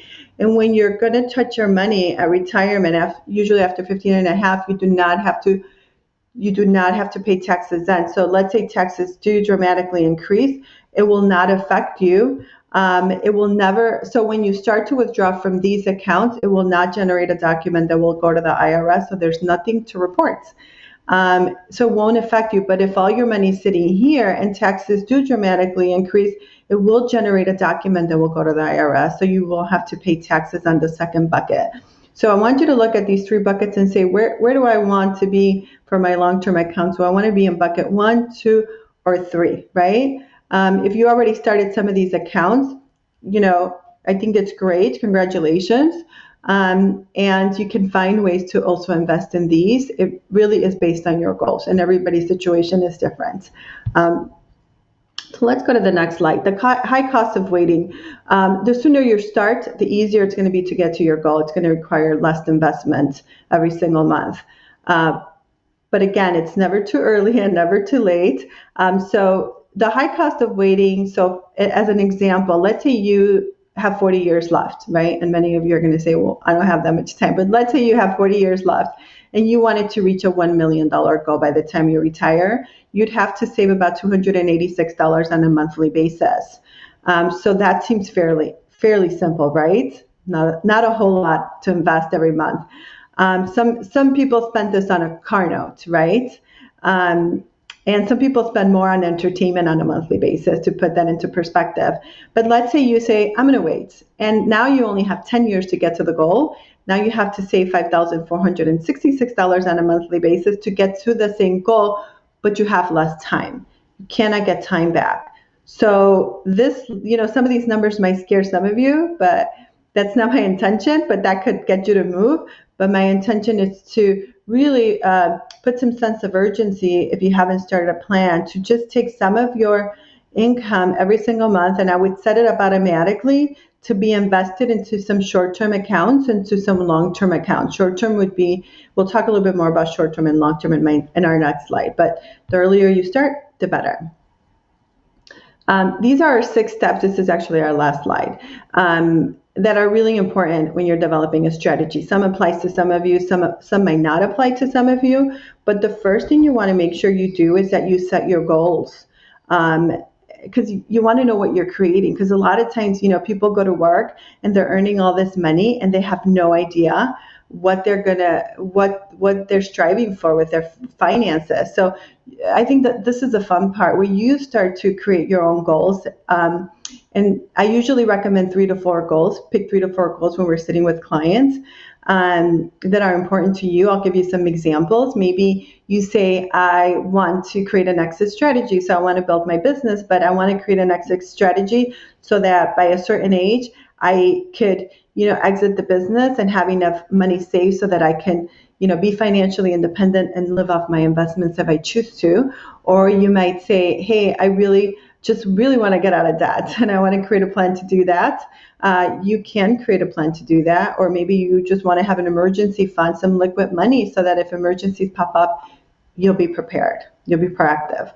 So if you're not sure about goals, we can always send a sample list to Lisandra and she can share them with you. But here are some of the steps. Number 1 is really starting with where you're at with your finances, your cash flow statements. That's kind of like, we call it, that's really a budget, money coming in and a list of all of your expenses, because you want to see where your money's going.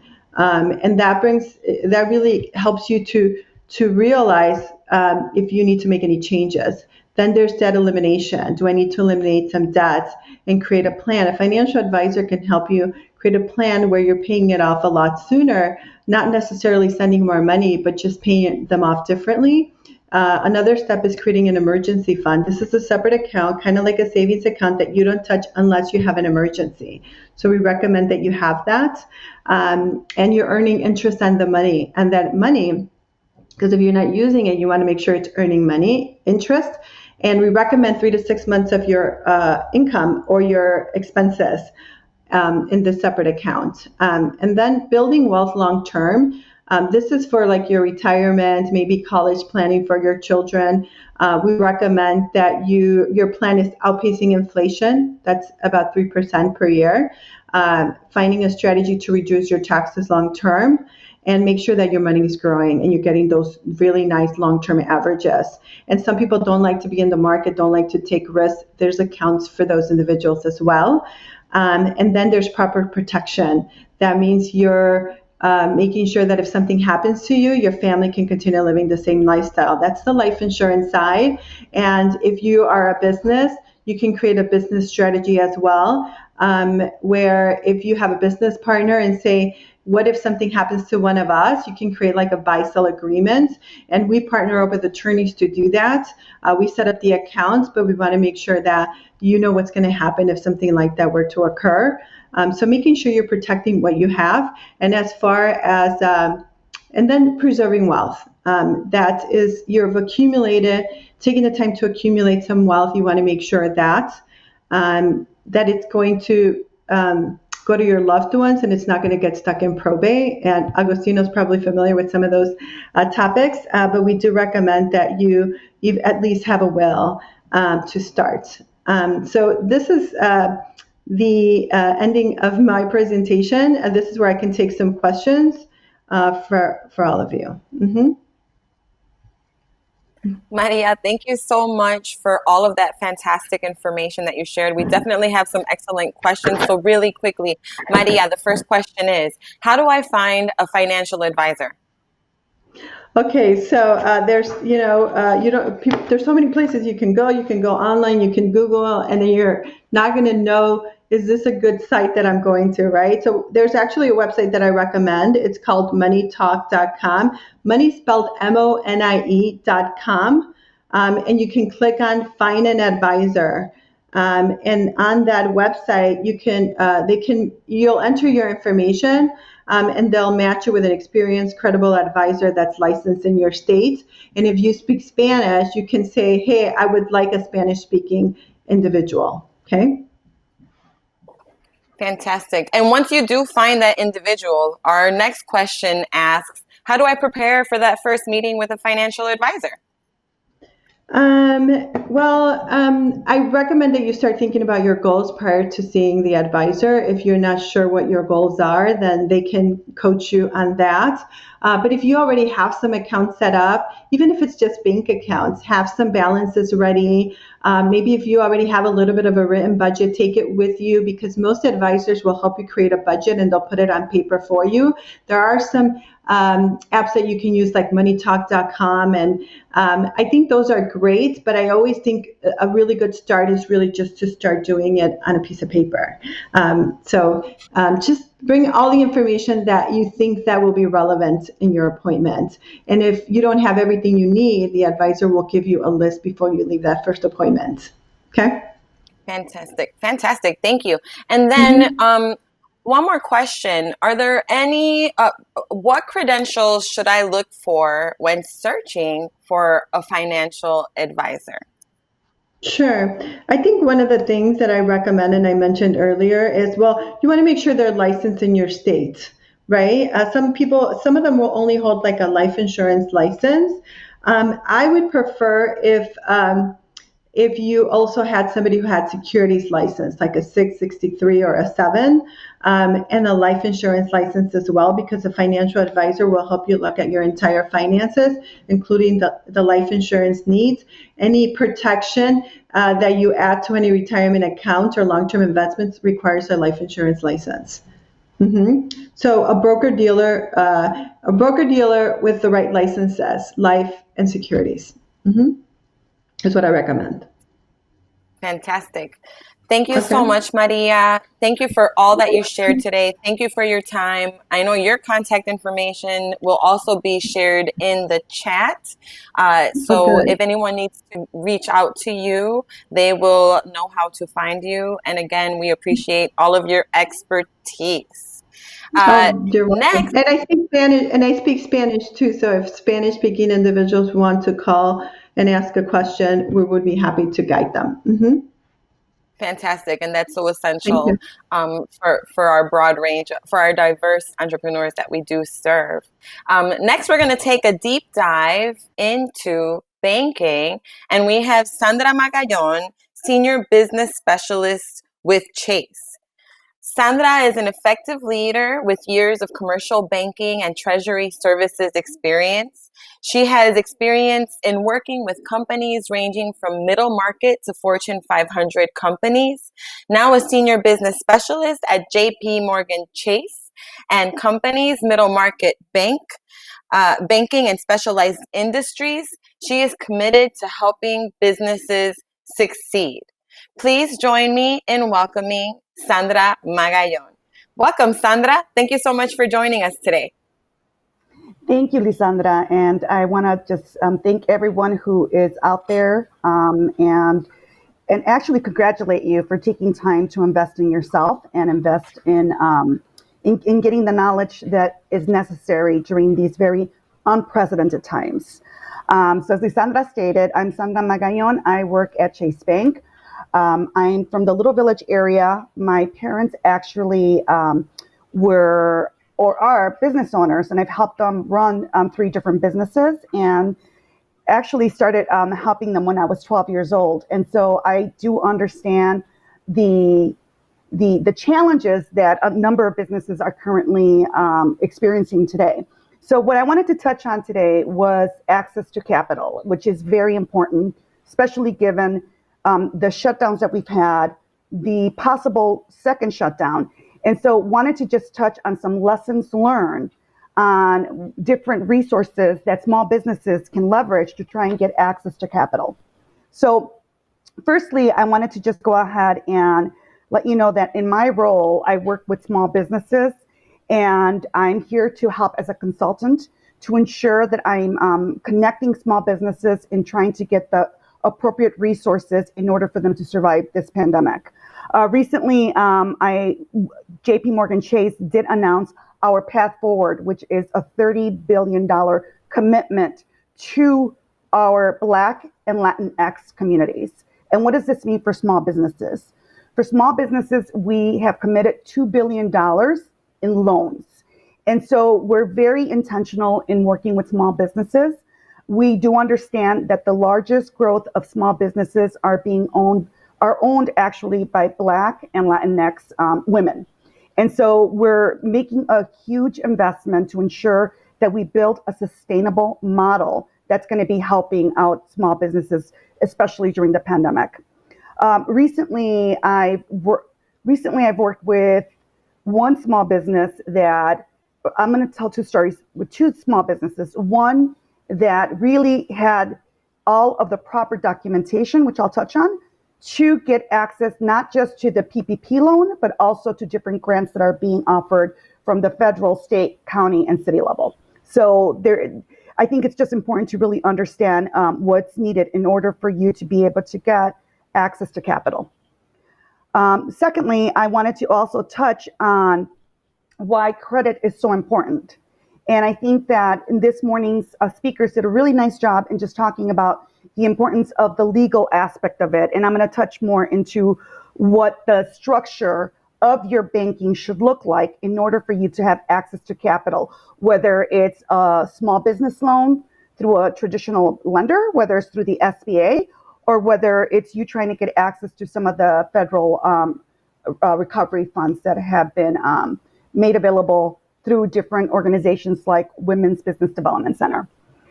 Okay, so access to capital. Why is it important? Why is it important to have good access to capital? Well, it gives you financial flexibility. It improves your cash flow. It gives you purchasing power. It helps you grow your business. And it gives you liquidity.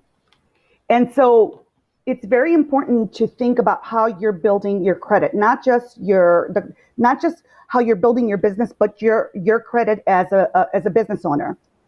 When looking at the childcare industry, I noticed that in doing my research that there's over 61,000 childcare facilities across the country. 80% of them are owned by a sole proprietor. And out of that 80%, 60% of it is minority-owned women. And so I think it's just really important to focus on the importance of credit. Credit is important because that is what a traditional lender will look at to ensure that you are an individual that's going to be responsible to repay the loan. And so as a bank, we have a responsibility to our depositors to ensure that individuals do have the resources to repay back the loan. And why is that important? It's important because we are heavily regulated as a bank. So we need to ensure that we're lending money to individuals that have a way of repaying back that loan. During the PPP process, there was a number of lessons that were learned. I worked with a construction company, women owned. She generates about 300,000 in revenue. She needed to make sure that she had access to that resource that the government was giving through the CARES Act. She called me because she wanted some guidance because she didn't feel she was getting a lot of guidance from the bank she was banking with. So JP Morgan Chase worked really closely to ensure that we had the proper documentation and boxes that needed to be checked off for the SBA to provide the loan to the small business owner. So I went through what she needed to submit, the tax returns, the bank statements, and a number of other different items that the SBA was asking for.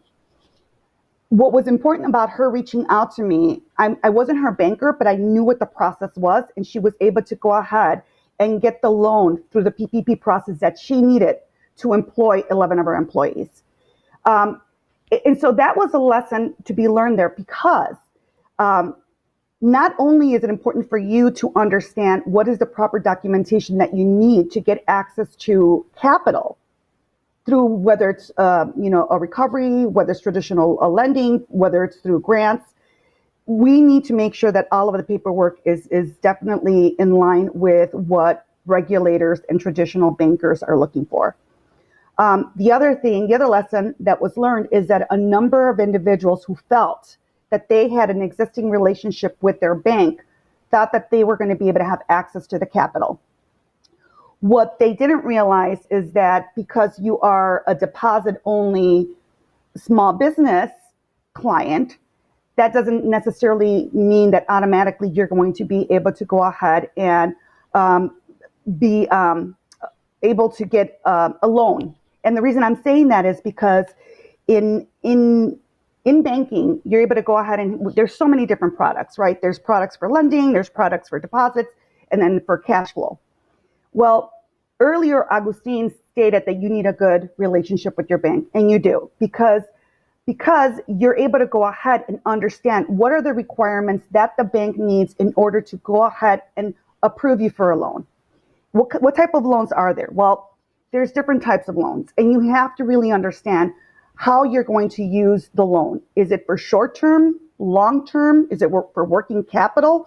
What are you going to use this for?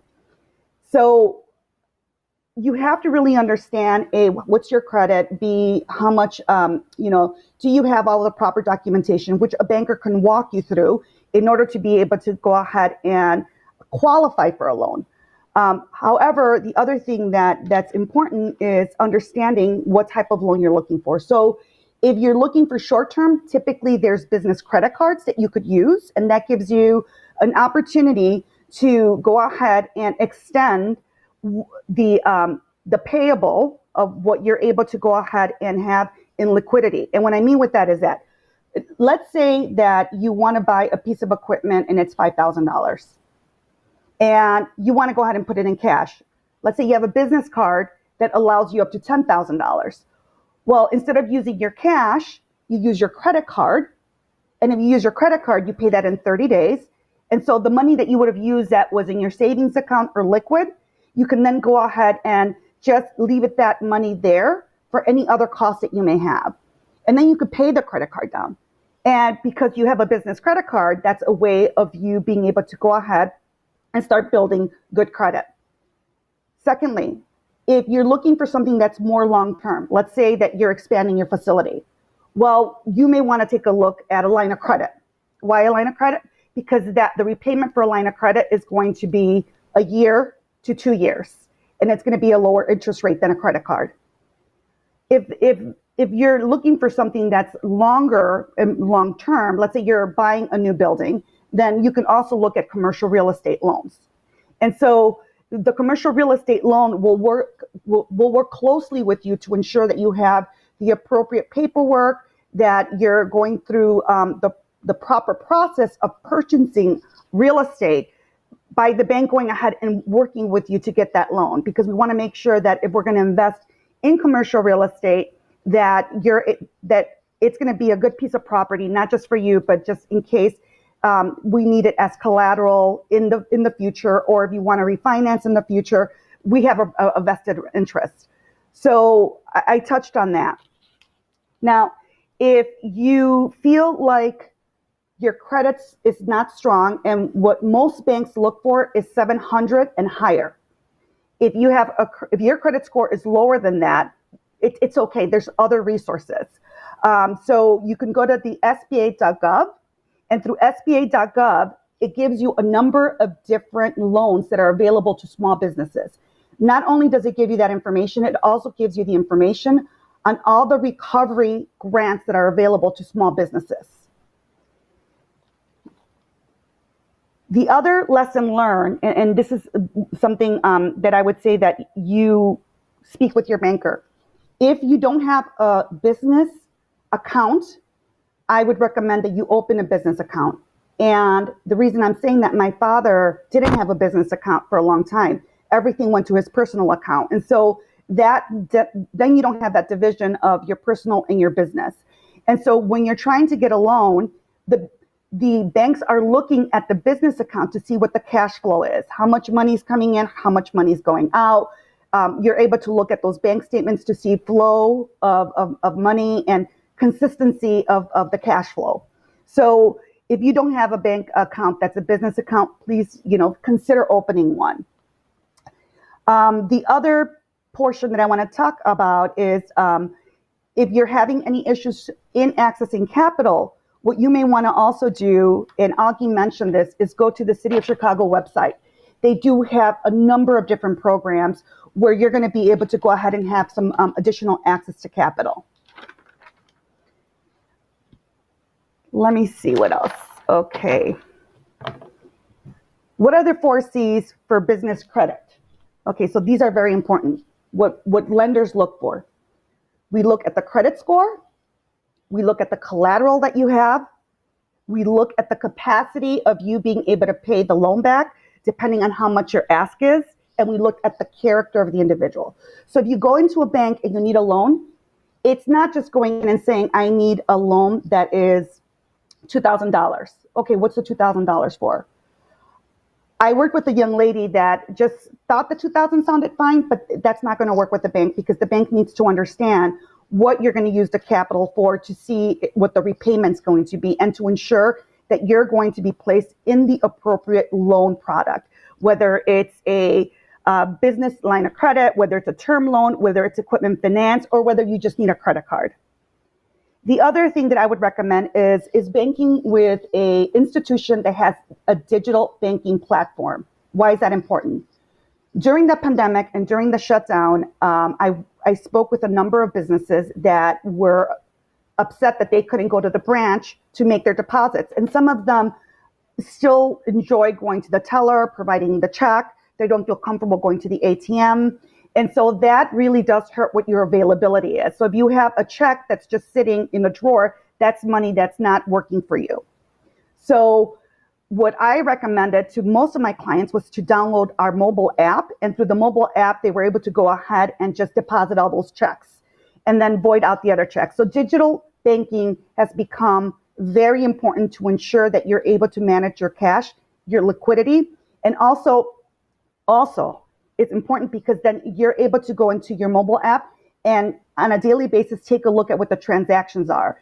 You'd be surprised how many individuals don't do that. And when you're doing that on a daily basis, you're protecting yourself from fraud.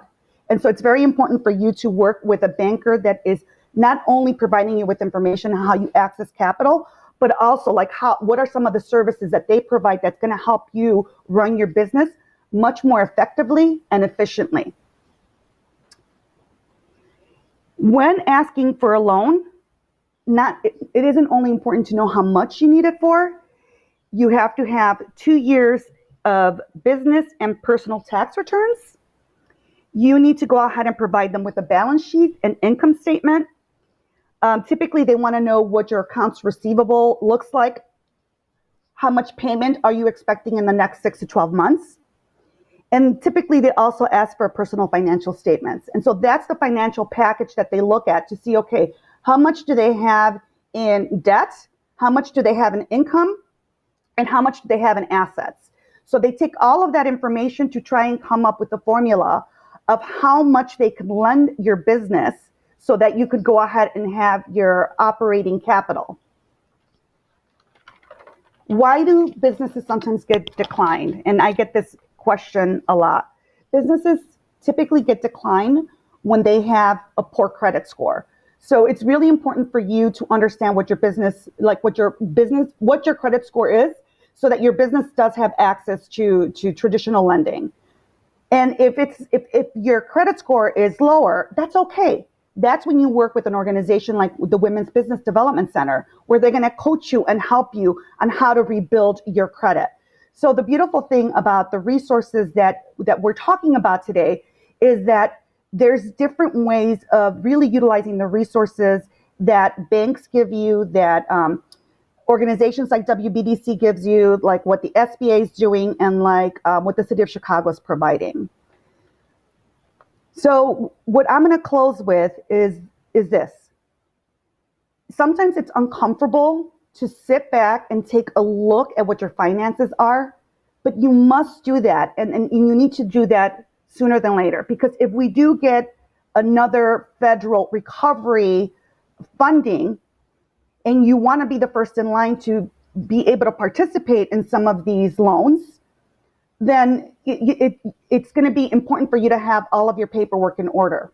And if you don't have all your paperwork in order, then I would recommend that you speak to your banker, and then you also speak to an accountant to help you get your house in order, so to speak. So when there is additional funding that's available, you are set straight in order to be able to go in there and have access to the funding that's going to hopefully be made, the recovery fund that hopefully will pass in the next few months.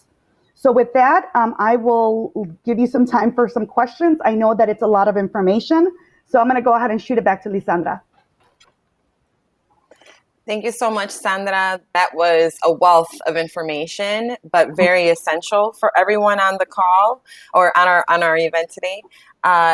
Really quickly, one of the first questions from our audience is, how do I develop a relationship with my banker? Great question. You call the bank and you say, I need to speak with a banker. There's personal bankers and there's business bankers. I've spoken with a number of small businesses that don't realize that they have a banker, and so then I connect them with a banker. I'm a consultant, so I work with them to go ahead and try and navigate, especially in an organization as large as JP Morgan Chase. So I would say go ahead and just call the bank, and typically when you get your bank statement, it'll have a number there that says, for any questions, please call here. That's the first step. Fantastic. The next question is, and you talked about this right before you closed, and having to do with preparation, right? What documents are needed to apply for access to capital and any of the other assistance that you touched upon today? So I'm happy to send a follow-up, Lisandra, that you can share with the audience, so that they have exactly what they're looking for. Banks have different requirements, but what's really important and what's really basic, it's 2 years of your business tax returns and your personal tax return. It's personal financial statement, balance sheet statement, and also understanding what your accounts receivable payments look like. And what I mean with accounts receivable is like, what do you expect your clients to pay you in the next 30, 60, 90 days? Then also, importantly, debt summary, understanding what outstanding debt do you have? Because again, they're going to use that as a formula to understand how much you qualify for. I'll send you something, Lisandra, that gives you like the checklist. Fantastic. Absolutely. Yeah, no, that was fantastic. And then finally, one last question. And being a reform banker myself, I can understand the different obstacles, right? One of the biggest problems for childcare businesses is access to capital. So being prepared, having a relationship, that's great. But what tips can you give us as emerging and established childcare business owners to overcome those challenges as far as lending goes? As far as lending goes, I would say it's really important. It's pivotal. It's pivotal for you to understand where your credit score is and how you can improve it. That's pivotal. Secondly, it's having a good relationship with your bank, having a good relationship with your accountant, because as your accountant will be able to go ahead and ensure that you are filing the proper tax returns. Many cash businesses try and find different loopholes, and then when they really need access to capital, due to the fact that they might not have reported everything, that really does hurt them. And so there's a number of small businesses that feel that and again, it's just really being honest and forthright as to what the income is. So when you do need the money, you have the paper trail to be able to qualify for grants, loans, for anything that you may need so that you can run your day-to-day operations. Fantastic. Again, thank you so much for all of the information. You're going to be sharing all of the documents that you referred to today, and our audience is also going to have access to your contact information if they want to follow up with you. And again, thank you so much for your time and your commitment to our childcare providers. Next, I am so excited to welcome Jenny Saul. She is a business strategy with the ICA Group. Jenny joined the ICA Group because she believes that worker cooperatives are a means to create an equitable economy. As a senior business consultant, Jenny works with business owners and workers to transition their companies to employee ownership. In this role, she works with clients on financial analysis, governance design, and building ownership culture. Please join me in welcoming Jenny. Welcome, Jenny. It's a pleasure to have you, and we are so excited for what you have to share with us today. Thanks. It's great to be here.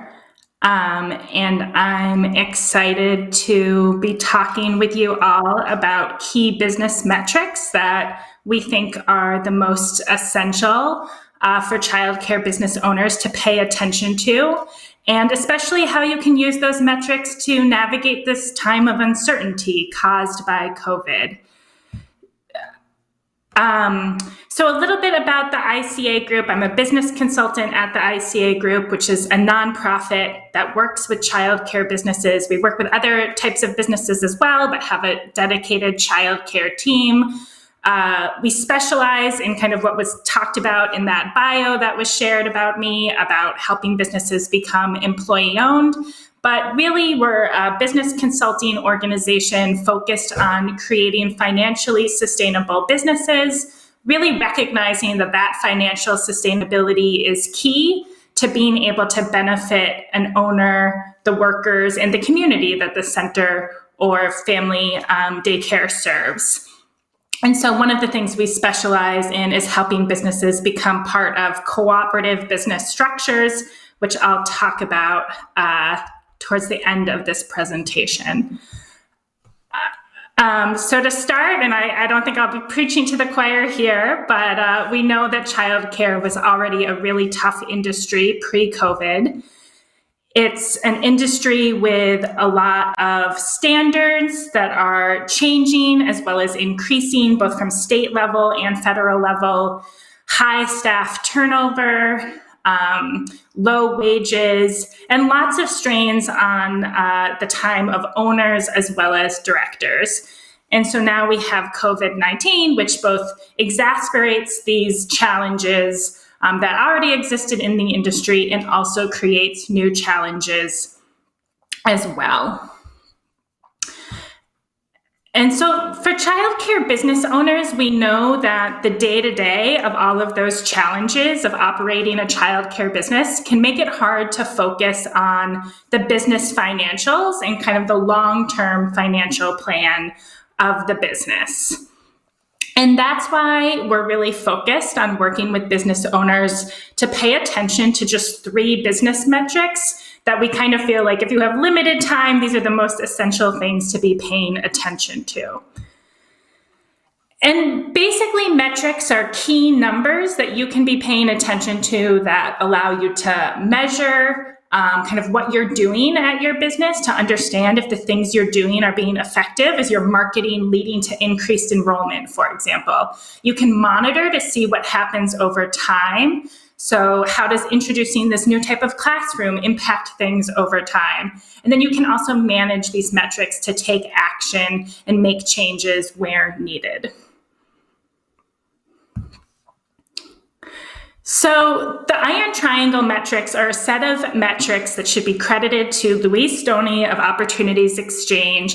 And she really has done a lot of research and thinking about kind of what are the drivers of profitability for a childcare business. And so this iron triangle framework is about these 3 essential metrics that most impact the financial health of a business. And these are the things I spend a lot of time looking at with the business owners I work with and kind of thinking about how they play out at their business. So the 3 metrics are full enrollment, which is working towards full enrollment every day in every classroom. Full fee collection, which means collecting all tuition and fees owed to your business in full, so 100% of what's owed to you and on time. And finally, that your revenues cover your per child cost. So any money you're bringing in, whether that's private pay tuition, state subsidy, Head Start reimbursements, pre-K reimbursements, late fees, co-pays, things like that, that all of that covers the cost of providing care to the children at your business. And so I'm gonna get into each of these in a little bit more detail and talk about how we think about them. So full enrollment is the first one I'm going to talk about. And basically this one is logical with full enrollment, because tuition, what you get paid for enrolled children, is your revenue at your childcare business. Your business needs to maximize enrollment in order to maximize revenue.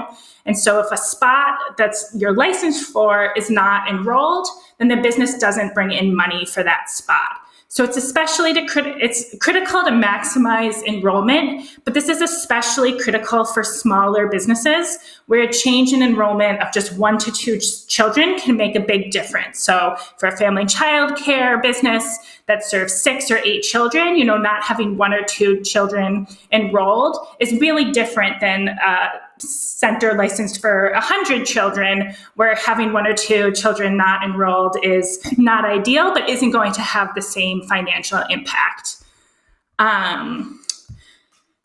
And when we talk about this metric, we're talking about a metric based on staffed capacity, not licensed capacity. And the ultimate goal is for every staffed seat to be filled.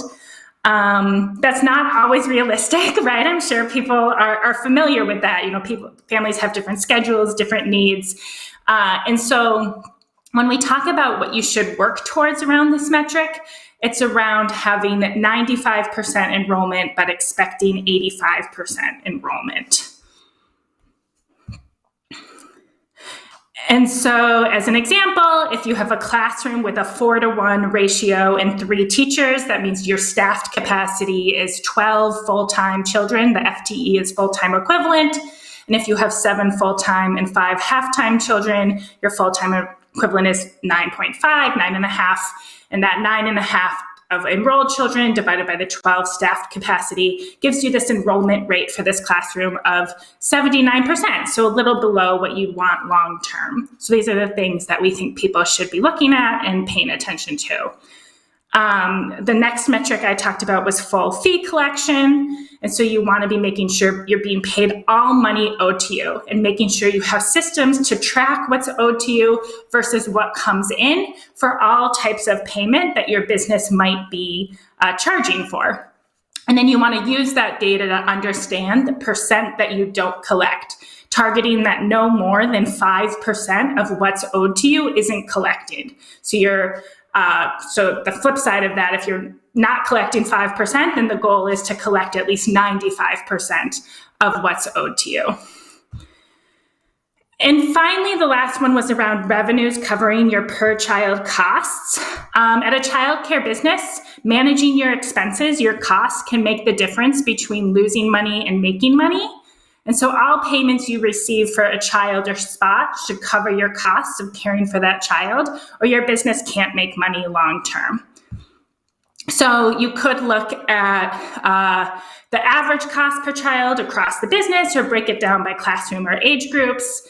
And basically, if you were thinking about the classroom costs, you would want to look at the staff costs for that classroom, plus the overhead costs for the center as a whole, allocated across the different classrooms to calculate your classroom costs, and then divide that by the number of children to understand your cost per child. And then once you have your cost per child, you can compare that to the money you bring in, the tuition you bring in for that child, to see if you're bringing in enough to cover that cost. And so I think in our work, we see that paying attention to these types of metrics are important and can help your business over time. But we also recognize that achieving these metrics is challenging, especially for small business owners. And so that's why a big part of our work is helping business owners form cooperatives where they work collectively together to meet their business needs and improve their individual businesses. So cooperatives can take many forms. Sometimes we're working with a single child care center where the employees become the cooperative members, and the business, one child care center operates as a cooperative. Other times we're trying to bring independent business owners together who maintain their independence but become members of a kind of umbrella cooperative that provides services to them as members. So in that type of cooperative, it's all about supporting the members, which are these individual business owners, by offering services like training or administrative support. And so cooperatives are basically designed to meet the needs of the members, the individual businesses that are part of that cooperative. How intensively they meet the needs kind of depends on what you're trying to provide. So cooperatives can be about shared purchasing, where businesses are coming together to purchase food, supplies, insurance, maybe try to get a discount because they're purchasing it at a larger scale than if they were to purchase it themselves. Cooperatives can be about shared support, so kind of centralizing marketing or professional development or record keeping or substitute pools, things that are hard for just kind of one business owner to be figuring out on their own, and they could benefit from having a collective space to be figuring that out. And then also shared staff, and that's kind of the extreme version, or takes the most work. To kind of think about how you could share HR staff or maybe even site directors between businesses. And working as part of a cooperative directly relates back to these iron triangle metrics. So shared marketing can help towards full enrollment, for example.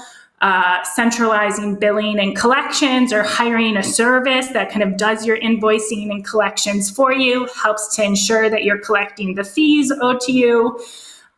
Doing something like bulk purchasing or getting purchasing discounts reduces your expenses so that you're making sure your revenue can cover your per child costs. So that's a little bit of an overview on both these key iron triangle metrics that we do a lot of work with the business owners we work with around, and then also about kind of this next level of work we do about how cooperatives can really help business owners be more successful around those metrics in the long term. And I'll turn it over to hear whatever questions people have. Fantastic. Thank you so much, Jenny. That's really an innovative way of thinking about our businesses, and the financial strategy information, the metric piece of it is also key for success. We have some questions from our audience, of course, and the first question is, what do you see as the secret sauce to a successful childcare business?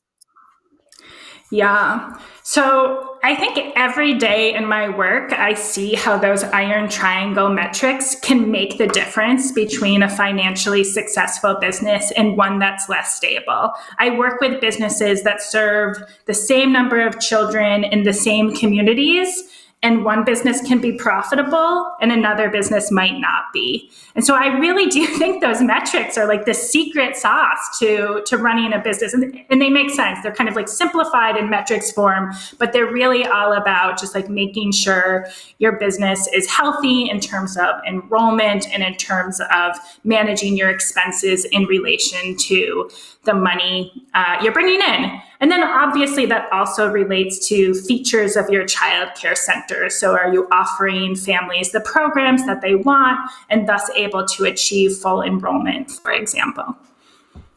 Absolutely. Absolutely. Any tips for childcare businesses during the pandemic that you could share with us? Yeah, I mean, first, I think just like seek support.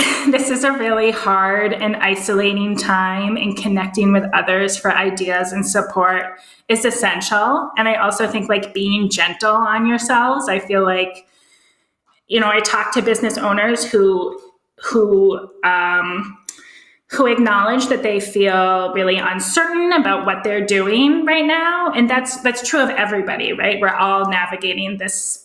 We've never experienced anything like this as a society before. So like both be gentle on yourself and seek support.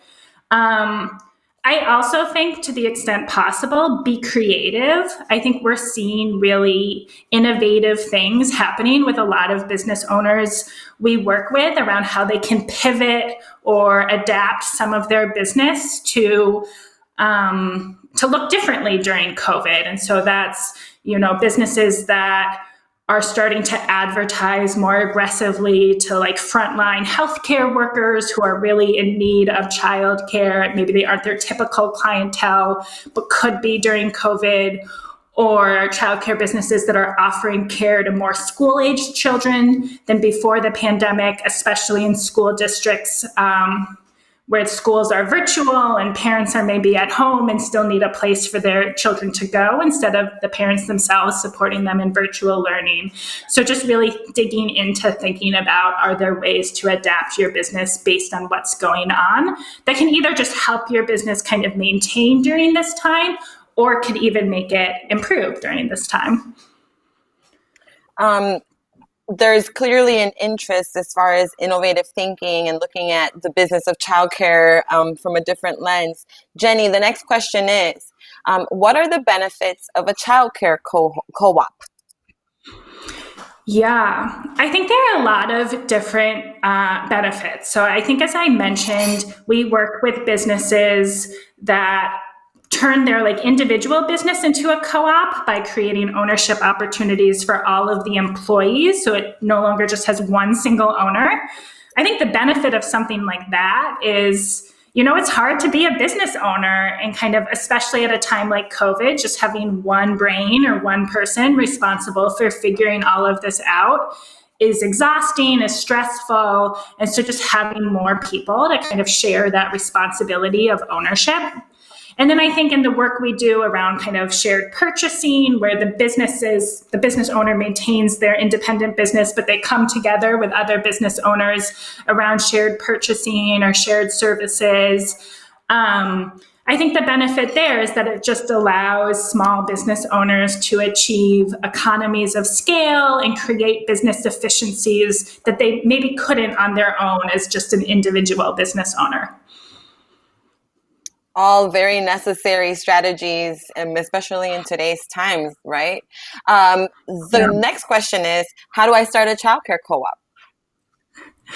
Yeah, well, I think it depends on which of these kind of co-op models you want to pursue. And I think in all of these models, ICA Group is available to help. We have grant funding to do this work in Chicago and in the Chicago area. And so are eager to connect with anyone kind of coming out of this around that. I think our work with childcare centers that are interested in becoming worker cooperatives, so where the employees become the co-owners, that's about kind of getting an interested childcare business owner who's maybe looking to exit the business or doesn't want to be the sole owner over time. And we really work with them to kind of understand the feasibility of that type of transition, and then to do the education and training with the workers to make that a reality. I think for a purchasing co-op, there's a lot of flexibility about what that looks like. But you basically need a group of interested people who also want to work together and have ideas for the way to work together. And I think we recommend starting slow. You know, I shared the example of like down the line what it could look like to have shared HR staff or something between businesses that are part of a cooperative. That takes a lot of effort and kind of resources to figure out. But so I think we recommend kind of figuring out what's one thing that would be easy to do together. And shared purchasing is often a really good example of that. So how can you buy things in bulk at a greater discount, and how would that benefit your businesses if you were all doing that together? Really quick question. Is a co-op a legal entity? Yes, a co-op is a legal entity, and basically it can take many different legal forms. That's part of what our work is, to figure out what it looks like. But basically what it means that for it to be a legal entity is that the people who are using the co-op, whether that's the workers or the individual businesses coming together to do shared purchasing, are the owners of that co-op. So I've been using the word member. It's kind of a legal structure that makes the participants member owners or co-owners of the cooperative business. And that being said, the next question is, how do finances work in a co-op? Yeah. So again, it depends on the different structure of what the type of co-op is. So in a purchasing co-op, for example, where individual businesses are coming together to form a cooperative, those individual businesses maintain their own businesses and maintain their own finances. You know, they're not sharing money or the same bookkeeping. And then as a member of the purchasing co-op, they pay something like a membership fee to become a member. And then that co-op is a separate business entity with its own finances. So one of the things that's appealing about that model is it allows people to still maintain independence over their individual businesses while also benefiting from this kind of umbrella organization that they're part of as well. Well, Jenny, thank you so much for everything that you have shared with us, helping us look at the option to becoming an owner of a childcare business from a different lens, an innovative lens, and in a way that may be a real solution for the entrepreneurs that are joining us today to accomplish their dreams of being childcare business owners and center owners. And so thank you so much for all of that information. That wraps up our Ask the Experts segment. I really want to thank all of the experts that shared their resources and insight today. Lisa Elkins from 2 Point Perspective for sharing insight and fantastic information on architecture and interiors.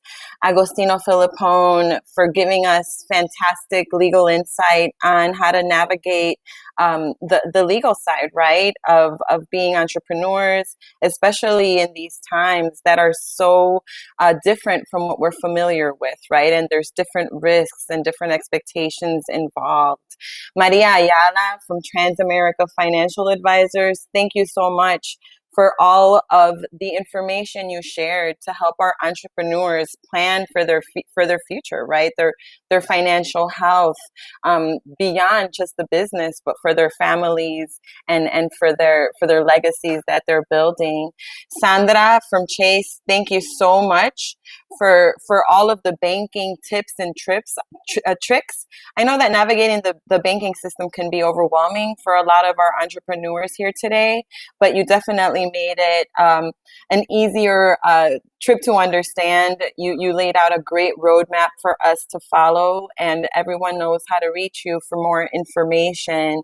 And finally, Jenny, thank you so much again for your time, for such crucial information for financial stability in these, as many have said, unprecedented times where our markets are not so stable. So helping our entrepreneurs focus on that iron triangle and explore other ways of ownership for themselves and for those that they know that are also interested in the industry, and even their employees, was so invaluable given the times that we are living in. This before we wrap up for the afternoon, though, and I want to thank all of you, of course, for joining us today. Thank you for Kimberly and Daphne for sharing all of your stories, your pivot, your resilience, and your success strategies with everyone this morning. It's so important for everyone to come together as an industry, as business owners, as entrepreneurs, as innovators, as educators, as a community. Since this pandemic hit, the coronavirus has impacted, pretty much destroyed the childcare industry across the nation. 60% of licensed providers have closed their doors. And the troubling part is that these closures are not temporary.